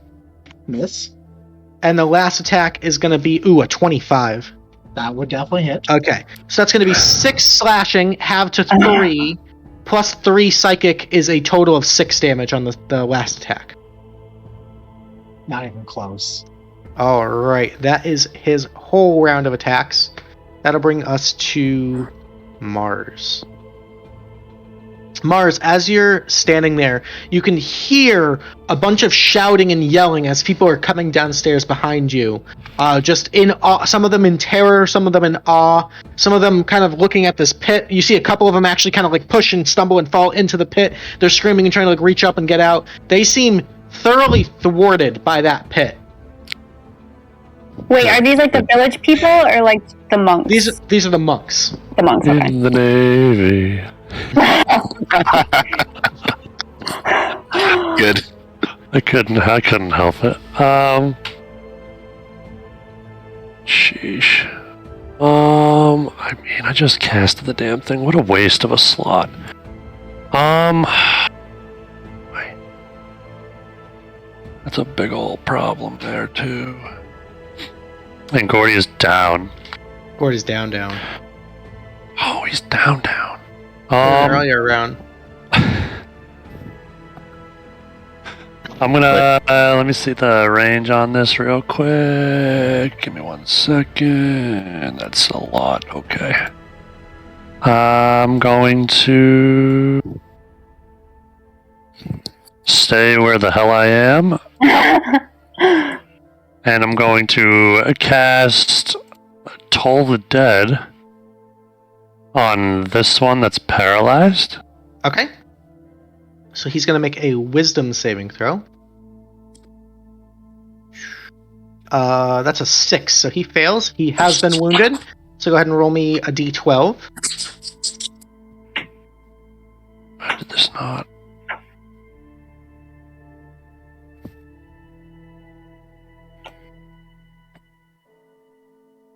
I love you. Excellent. Alright, so 2 points of necrotic damage. I'm glad we got that out of the way. And then as a bonus action, I'm going to cast Healing Word on Gordy. Okie dokie. All right. So Good. two points. That gets your wisdom modifier too. Oh. So then +3. So 5 health back to Gordy. So Gordy, you are conscious but prone with 5 health. All right. Anything else for you, Mars? I'm gonna just stay right here. Seems pretty safe to me. Alrighty, then in that case, that'll bring us right to Gordy. Gordy, you're up. You feel the light. Bonus action, I'm going to pop another healing potion. Okay. So that's 2d4 plus 2. Yep. So another 8. 8 health back to you. There you go. Spend half my movement to get up, and as I do, kind of, I think I've asked this before, but the dagger, Yes. does it have to move in a straight line, or can it arc? That has to move in a straight line just because it's like a bolt of lightning. Yeah. Okay. I'm going to swipe and crooked blade the big bad behind us, Okay. and then flurry of blows the not so friendly behind me. Cool. So 1 crooked blade. So, what's interesting, as you go to strike out at this big creature that's just mauling you and your friend, there's this weird, like, sort of like, almost like, you ever seen those, like, MC Escher paintings with, like, the staircases that are going all sideways in weird dimensions? It's kind of like that non-Euclidean geometric, like, surge of pain, and suddenly, like, your sense of direction and gravity gets distorted, and you hear these whispers in the back of your mind. So you actually have disadvantage on attacks against this guy. So what would have been a nice solid 23 is actually, unfortunately, only a 9, and that is a miss. Okay. So it's only on this guy? Actually, my bad, because you are next to... I always forget that. That's a very easy ability for you guys, so thank you for reminding me. Because you're next to a Raging Ferdinand Scars, you would have advantage on the roll, so the advantage and the disadvantage would offset, and so it would be a straight roll, so the 23 does connect. So that's going to be 6 points plus 4 as a total of 10. Let's go, Ferdinand. Let's go. Thank you. Let's I'm fucking helping. go. Leader of the goddamn pack. Barbarian, best class. Oh! And then I'm gonna flurry of blows. I think Okay. flurry of blows increased. I get an extra hit. Yep, so you'd get 2 attacks. So you're spending 1 key 2 on point, him. but you're getting 2 unarmed strikes on him. Okay, I could have sworn flurry of blows gets an extra attack at a certain level, but I'll No, you do. look into Yeah. that later. All right, Yeah, so that's later. So you can take. So to clarify, you can take 1 free unarmed strike as a bonus action, no cost. Yeah. Or you can flurry of blows, spend a key point, and you get 2 unarmed strikes instead. Yeah, so I'm gonna do 2 unarmed on this Okay. guy. Yes. I am thinking 3.5 rules. I need to finish my 3.5 campaign. It's starting. I love them and they're great people, but it's really starting to throw me off. All right. So the first attack actually Next to Ferdinand. is a crit thanks to Ferdinand. So that's 7 points of damage would actually kill it. Okay. Could I Murder hype. put the other unarmed attack back on On this guy? Big Ugly? Yeah. One difference? Unfortunately, that one is also only going to be a straight roll because you have that strange compulsion to not attack this creature. So the 12 is a miss. Even though I'm staying next to Ferdinand, I'm still not rolling advantage? You'd be rolling at advantage and at disadvantage at the same time, so they'd cancel out. So Oh, we're so it's just take the a first. straight Okay. roll. Yeah. Okay. All right. Oh, I see now. All right. Cool. Yeah. Cool. Alrighty. Yeah, that's gonna be Gordy's turn. Beautiful. That'll bring us to Serpentine. Okay. I'm gonna cast Chaos Bolt. Okay. Meta magic? How does that work? Can I just like pin that on right now and Which meta magic are you trying to do? either twinned or heightened? I think probably heightened. So heightened wouldn't necessarily work with Chaos Bolt because it doesn't proc a saving throw. That's an attack roll. Okay, fair. But twinned, I think, might work on Let me just verify. Twinned. When you cast a spell that targets only one creature and doesn't have a range of self, you can spend a number of sorcery points equal to the spell's level to target a second creature within the same. Yeah, so if you want to spend one chaos bolt or one sorcery point, you could cast a chaos bolt at the big guy and one of the little guys. Yes, please. Okay, so go ahead and mark off that sorcery point, and then I need 2 attack rolls. The first one will go at the big guy, second one will go at the little guy. Okay. It's cool if I mark it off on my paper and then put it in after, right? That's fine, I trust you, yeah. Okay. And then you said I just roll once regular chaos bolt? Yeah, we'll do one, we'll resolve the first roll, and then we'll do the second roll on the second guy. Okay, so... Okay. And I'm level 3? So you're going to be casting it at first level. Casting it at first level? Okay. Yeah. First level spell slot. Alright, so the first one is going to be a 19 to hit for 8 points of damage, and with 1 or 2, you can have the choice. 1 or 2. Acid or cold?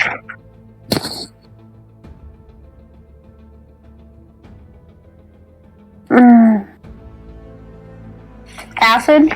Okay, so he's going to take 8 points of acid damage. Very nice.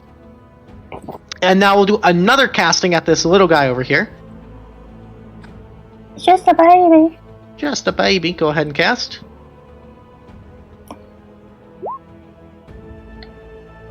And a 15 will hit him for 15 points of 5 or 7. That's lightning or psychic damage, your choice. I'll do lightning. Okay, so that's 15 points of lightning damage. You just fry that sucker. He's done. Sick. Alright, awesome turn. Thank you. Alright, anything else? No. Okie dokie, excellent. That'll bring us to Belladonna. If I were to do the short bow, would I be able to hit up the ugly octopus looking fella, but like with sneak attack since he was faced away from me? So yeah, you could hit him and you get sneak attack because you have a friend who's also fighting him. So think of it, he's kind of like focused on those two. So he's got your back turned, you can get a cheap shot in, yeah. Okay. So yeah, I'm gonna go at him. Alright. Go. 18 will hit with the sneak attack, max damage. That's going to be 11 points. Very nice shot there. Thank you. Hell yeah. And then I am just going to move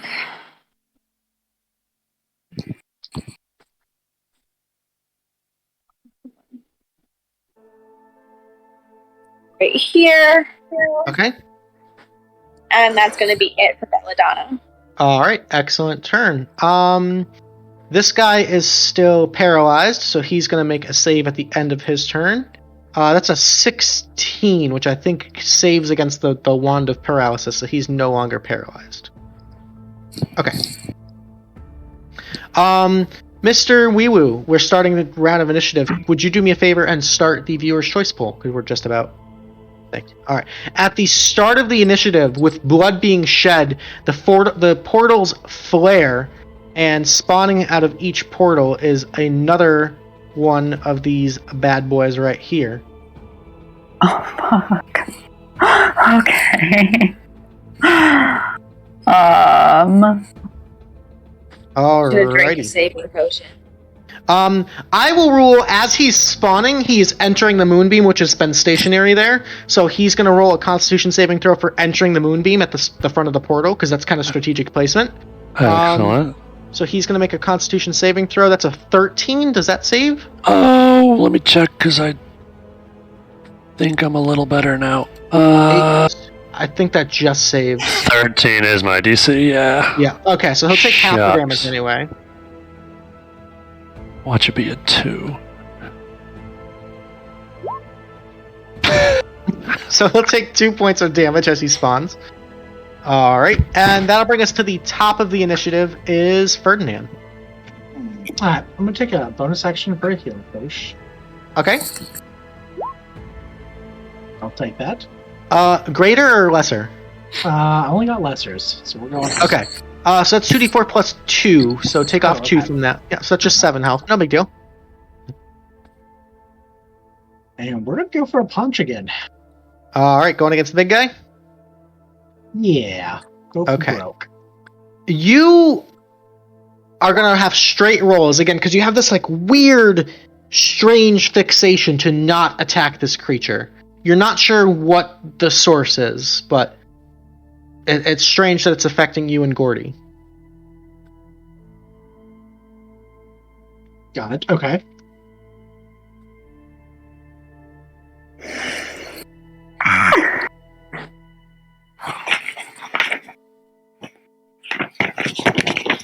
Alright, sorry. A 22, big old swinging for 12 points of damage. Nice shot. Alright. I think that's all I can do. Yeah, because you bonus action took the potion. Action. Alrighty, I think that's it for you. Alrighty, on its turn, it is not going to recharge, so he is significantly weakened. He is going to use his action to disappear. And he's going to move. Okay. That'll bring us to... You guys could totally see that, couldn't you? I wasn't paying attention to the map. See what? No, I didn't see anything. I saw him disappear. You can't see this? Nope. Okay. Nope. Okay. Because I did the, like, you can, like, right-click and count movement on the DM's layer. I didn't know if the arrows would show up. But Nah. it's, roll 20 smart enough to know that that's stupid. Okay. So that'll bring us to Mars. Your turn. Okay, we're gonna go all the way to here. To here? Okay. And then I'm gonna use Channel Divinity, Twilight Sanctuary. Hell yeah. That's a 30-foot aura? That's a 30-foot radius around me. Okay, we'll give you that nice purple Twilight aura.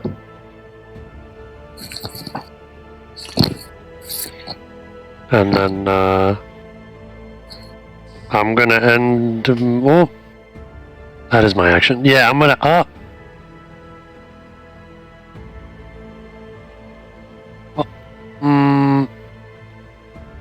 Is Ferdinand in that aura? It's like cutting through his square? Just barely. Yeah, I'd say he's in it. Okay. So I will end my turn there. Okay.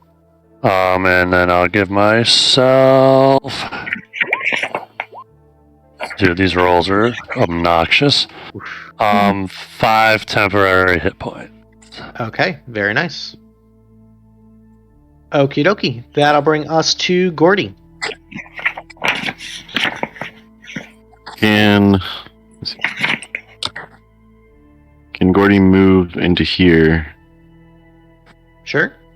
And pull out a sticky boom boom Okay.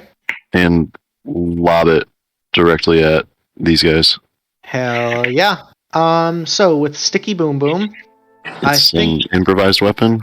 Yeah, so creatures take 2d6 fire damage and they're ignited. There's no save on that. Okay, so go ahead and roll me 2d6. Oh shit! All right. Alright, so 5 points of fire damage. So they're both going to take the 5, and they are both ignited. All right. So on their turn, they take 1d10. All right. Yep. Bonus action. Well, actually, no. I'll just end my turn in there. Alright, so at the end of your turn, you are in the Twilight Aura. Mhm. You're going to gain 1d6 plus 4 health, so you're going to gain 6 health. 6 temporary health, sorry. Okay. Cool. That'll bring us to Serpentine. Okay. I'm gonna cast Chaos Bolt again Okay. at Can you see where I'm clicking? Or no? No, you have to click and hold. Click and hold? Yeah. How about now? Yeah. We'll draw it Okay. out. Okay. Oh, no. Okay, that guy. I'm gonna hit him with a chaos Sure. bolt. Alrighty. Okay.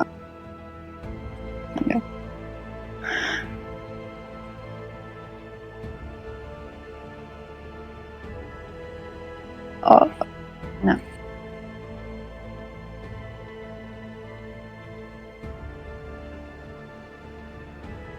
Damn it.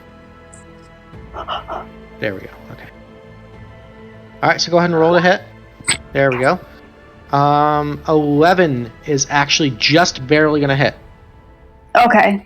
So 4 and 1, you have the choice of acid or force damage. I'll do acid again. Okay, if it worked once, it's gonna work again. So that's 10 points of acid damage on that guy. Very nice. Thanks. And then...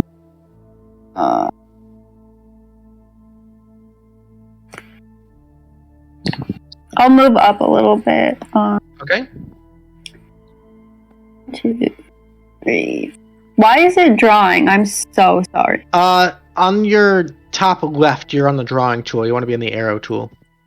Look at that. There you go. Alrighty.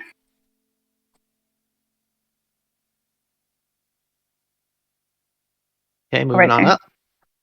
Yep. that'll be my Alrighty. turn. Cool. That'll bring us to Belladonna. Alright. Alright. Guys, Viewer's Choice Poll is live. Gotta get those votes in. It's about a third left, about 3 minutes to get those votes in. Alright, Belladonna, you are up. Oh, great. I am going to move up slightly. Okay. And I'm gonna go for the fella that was paralyzed before. He's still alive, yeah? He's right here. He's on fire currently and looking very weak. Okay, so I'm gonna go with the short bow. No sneak Okay. attack, or since he's distracted by the fire, I get it. Technically no sneak attack on this one. Okay. Alright, 17 will hit and finish that guy off. Nice kill. Thank you. Nice. Alrighty. Sorry, so I forgot. Kelsey, at the end of your turn, you get 7 temporary hit points. And Belladonna, unless there's anything else you'd like to do? I moved, I attacked. Good. Alrighty, so then at the end of your turn, you're going to get 5 temporary hit points. So there's a little spot underneath where you can keep track of that. Alright. At the start of their turn, this one's in the Moonbeam. He's going to make a save. Constitution save, DC 13. He gets a 17, so he'll take half Moonbeam damage. So he'll take 3 points. He is going to move the fuck out of that Moonbeam. 5, 10, 15, 20, 25, 30. He'll get right up there. He's going to make a bite attack on you, Gordy. Okay. Confounding bite is a 15 to hit. That's a miss. Okie dokie. This guy's on fire, Gordy, if you want to roll me 1d10. Yep. Nice. Max damage, he's dead. He burns to a crisp. These ones are dead. I gotta make a corpse pile. I found a good spot for a corpse pile, by the way. Did you literally put that there? And how did you know? I just figured it seemed like a good spot. What does that corpse pile. say? What does that say? It said this seems like a good spot for a corpse pile. Literally, I swear to God, I didn't even notice the green until after I started dragging bodies there, and I was like, wow. So I kept checking for like on the stream to see where it would come up. I put it like right behind the bed of roses. That's fantastic. I saw it and I was like, has that been there the whole time? Have I just not seen this? I literally I just added it. This one's gonna move up and do a confounding bite attack on you, Ferdinand. That's gonna be a 22 to hit. That'll hit. Alright, so it's gonna be 6 half to 3 points of damage. And I need a wisdom saving throw.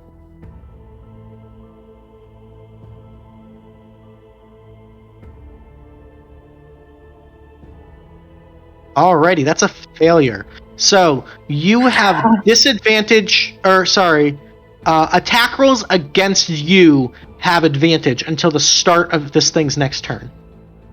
Gotcha. Alright, and then this one's going to move up 5, 10, 15, 20, 25, 30. He's going to hold an action. Alrighty. Top of the round will bring us to Ferdinand Scars. I'm gonna hold my attack, Okay. and the next time that big thing with the arms comes out, I want to shoot it with the Ring of the Ram.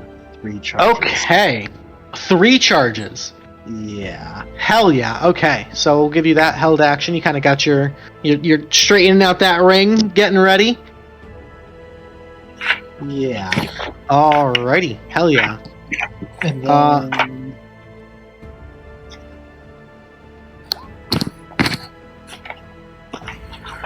then do I get 5 temporary hit points for where I'm at? Never mind, 8. That'll be 8. Thank Yep. you. Alrighty. That will do for me. That'll bring us to this creature is going to move up, and it's going to appear right next to Mars. It's targeting the healer. But as it spawns with the held action, you can go ahead and make that attack with the Ring of the Ram, all 3 charges.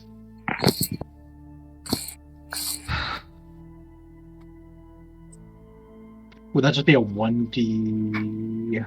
20 it's so you have to roll to hit. One sec, let me pull up the item real quick. Sorry, I apologize. No, it's plus, so it's 1d20 plus 7. Oh, unlucky? Oh, 9 is gonna be a miss. So, you throw a wild haymaker, and as you do so, you kind of see Belladonna and Serpentine in the way, and there's that, like, half a second of hesitation that causes it to just go just a little bit wide to the left. That's a miss. As it spawns, it does recharge. So it is going to make 6 attacks. Yikes. Coming at you, Mars. Alright, here we go. First attack is a 11 to hit. Miss. That's a miss. Second attack, what's your AC? 21. Okay, so the second one just barely hits with the 21. That's going to be 6 slashing plus 5 psychic. So 11 there. Third attack is a 17, that's a miss. Fourth attack is a 12, that's a miss. Fifth attack is a 9. Sixth attack is a 23.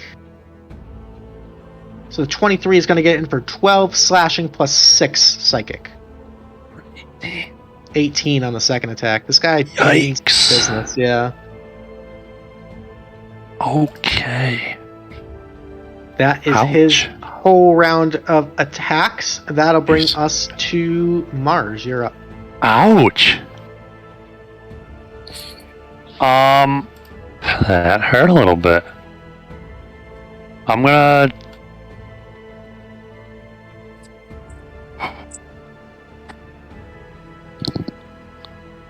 I'm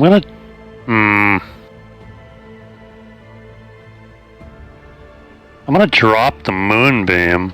Okay. And I'm going to attempt to cast Fairy Fire. Interesting. Okay. On the boy. So he has to make a dexterity saving throw. Yes. He is a quick boy, so he's got a pretty decent dex bonus. Thought so. So that's an 18 on the save. Yeah. Unfortunately. Okay. Worth a shot. And then as a bonus action, I mean, I'm not going to move anywhere for fear of retribution, but I'm going to bonus action drink a potion. Okay. And that's going to be my turn. Alrighty, excellent turn. That'll bring us to... You can refresh your temporary hit points if you'd like. There you go. That's the potion. And then... And that'll bring us to Gordy. You're up. So, hearing the big beastie kind of reappear into existence, Gordy's going to look over his shoulder while dealing with this gentleman and go, "You're next." Unleash a flurry of blows on the ugly. Okay. And with the wonderfulness of the Drunken Monk subclass, take the disengage. Wait, I don't know. Oh, that's a bonus action. I don't know if I can do that. And then. So just a sec. So the first hit is 8 with the unarmed strike. Okay. So if you want to do a flurry of blows, that's 2 more attacks. And then you can disengage. I mean, I guess if you want to. So so here's the deal. I'm taking the flurry of blows, the unarmed strike, and the flurry of blows as a bonus action. Like. Yeah. So then you can disengage from this guy and go and attack the big guy. Is that what you're trying to do? Yeah. Or go. Okay. Yeah. So you can do that. So you can, All right. as a bonus action, disengage. He can't get a hit on you. So I take a second attack on this guy? No, you can save that second attack on this guy, or take it on this guy. Your choice. Alright, so that's going to be. A little confused. Hold on. So this guy's still standing. It's okay. This guy's still standing. So you can Okay. take the attack on him, or you can continue and take both attacks on this guy. You have 2 attacks left, basically. Okay, alright. So. I want to use the Crooked Blade, but I'm kind of doing this a little out of order. I hear you. Okay, yeah. Okay. So I'm going to take another unarmed strike on this guy Okay. as per the flurry of blows. Yeah. The 12 is a hit, and that'll get the kill. And pointing the Crooked Blade towards this guy, I'm going to streak as the action. So that, unfortunately, you couldn't flurry of blows and do that. You could just make a regular attack. Oh, because it's not a monk It's attack. not like, yeah, it's not a monk attack. It's a it's the fancy weapon thing. But you could still rush up and get a stab on him if you want. Yeah, I'll shank him. Why not?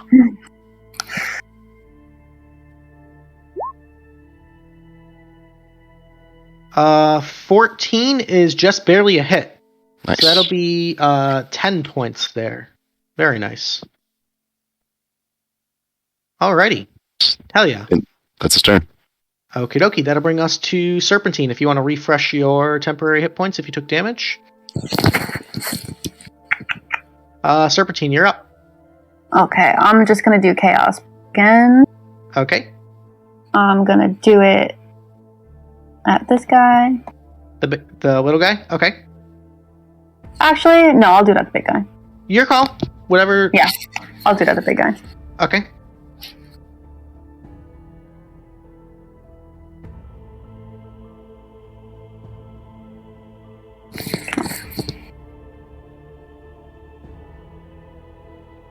Go ahead and roll that. He should be going. 18 will hit, and that's either 2 or 4.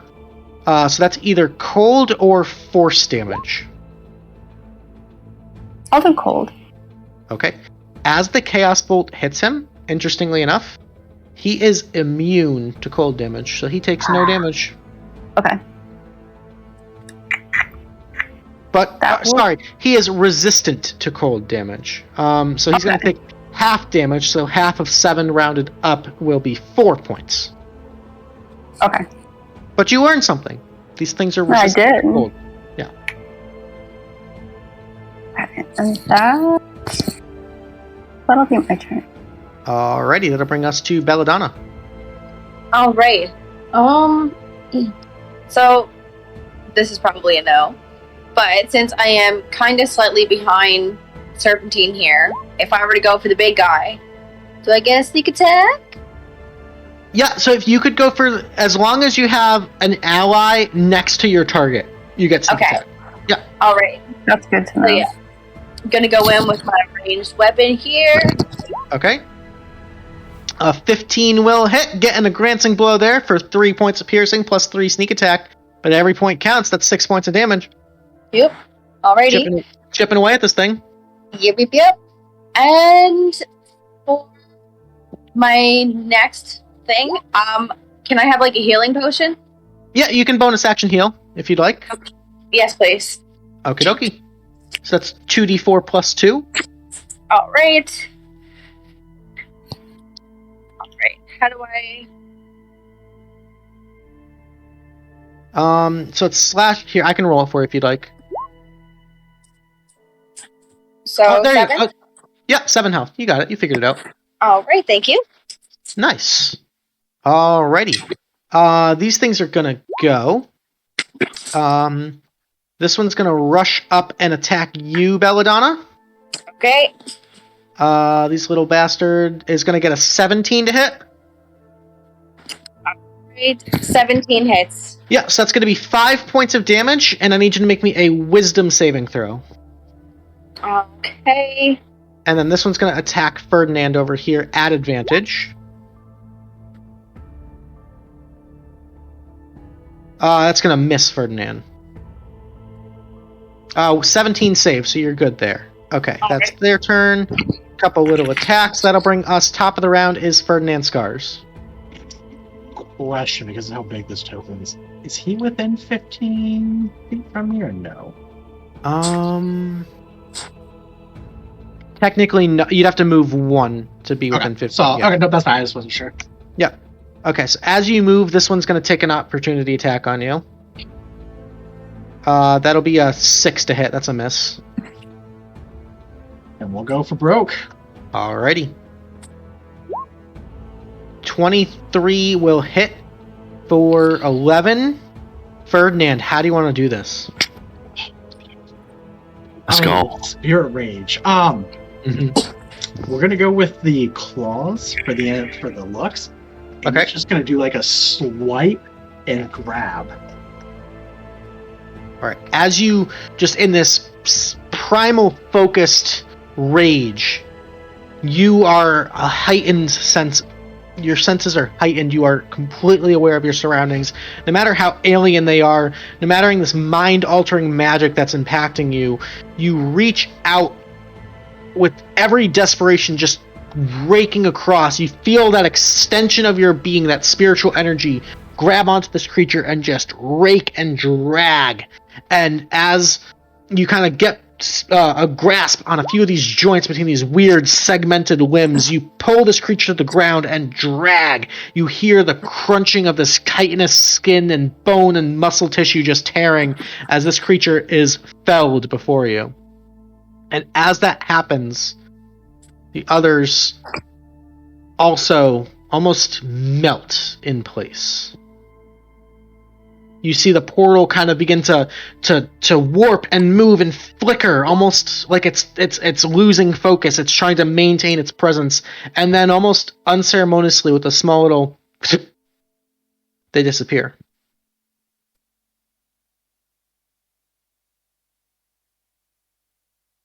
And it grows quiet.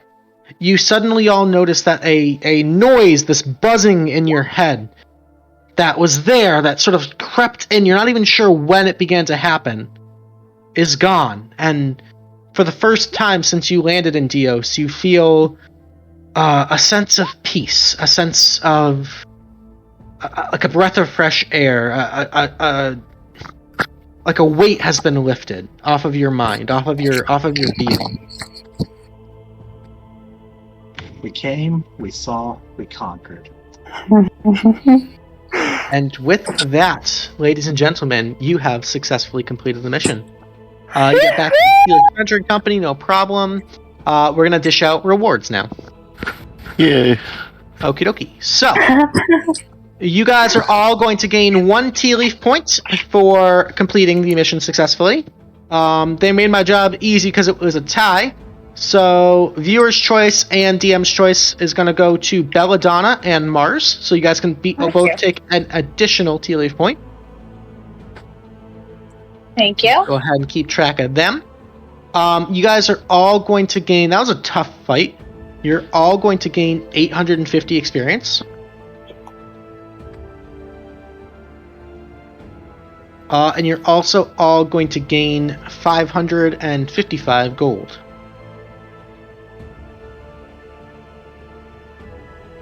Those peasants don't have a whole lot of money, but they scrapped together what they could. There is one magic item that also came through the portal with these strange creatures. Not even sure what to call them. But we will introduce the magic item. Actually, I'm sorry, before we even do that, there is a rollover magic item from last week. So let's handle the rollover magic item first. This bad boy right here is the Needle of Creation. It's a wondrous item, does not require attunement. Has 3 charges. You can expend one of its charges to cast the creation spell. And it regains 1 charge every midnight. What's the creation spell? Creation is a 5th level spell. Let me show this to players. If it'll let me. I don't think I can show this to players. Show to players. Show to everyone. That should pop up now. Okay. Ooh. So basically it allows you to just take something. You basically make something from nothing. And depending on what you're trying to make, it lasts. You need a little bit of the base material to get started, kind of almost like a seed. So if you wanted to make like a stone door, you would need a little bit of stone. Depending on the material you use, it lasts for different amounts of time. And you can't create spell material components from it. So definitely interesting. So, if you would like to bid on the Needle of Creation, the command, as always, /W_GM, and then the number of points you'd like to bid, just like that in the chat, but without the quotations. So, if you are interested in bidding on the Needle of Creation, go ahead and get your votes in now. If we don't get it, we don't send that Tealeaf point, right? Correct. You don't lose the points unless you win the item. Okay.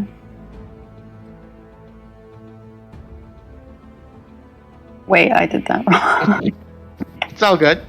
We'll take your bid for one. All right. Bids going once. Going twice. Going thrice. Alrighty, for 1 Tealeaf point, that's going to go to Kelsey. Thank you! Alright, go ahead and copy and paste that bad boy onto your character sheet. Alright. The second item, the new item, is the String of Stars. This one's kind of interesting. It's like a weapon modification. So it is a rare item, does not require attunement. It can be, it's made of magic. This magical fabric of stardust comes from the far realm. It bends reality in strange ways. This string can be attached to any ranged weapon, such as a bow or a crossbow. It has 2 charges, which may be used as part of an attack action made with the weapon using the string. On a successful hit, the target is covered in stardust and remains under the effect of the Fairy Fire spell for 1 minute.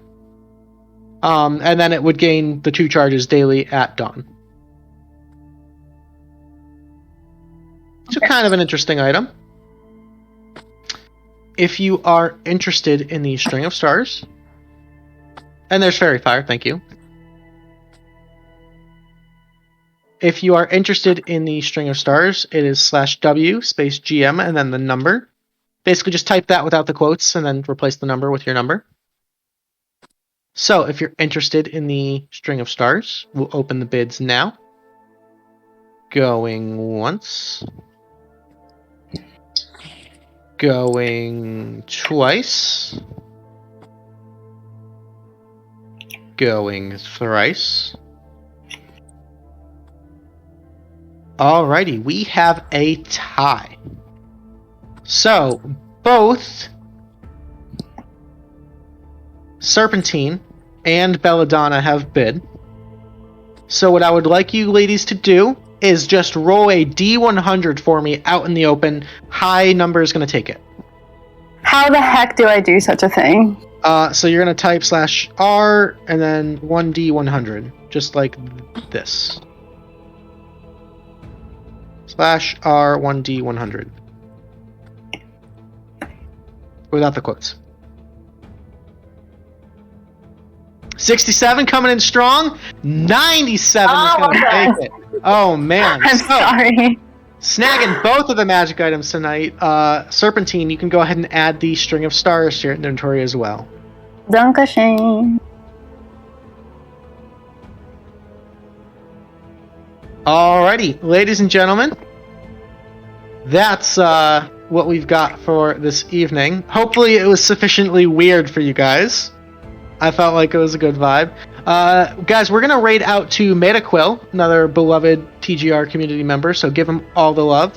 Have yourselves a wonderful weekend. Take care of yourselves. Do something nice. Reach out to a friend you haven't talked to in a while. We love you. We will see you next Thursday with Casey's awesome mission. Looking forward to that. Adventurer Tier. We'll get the roster out soon.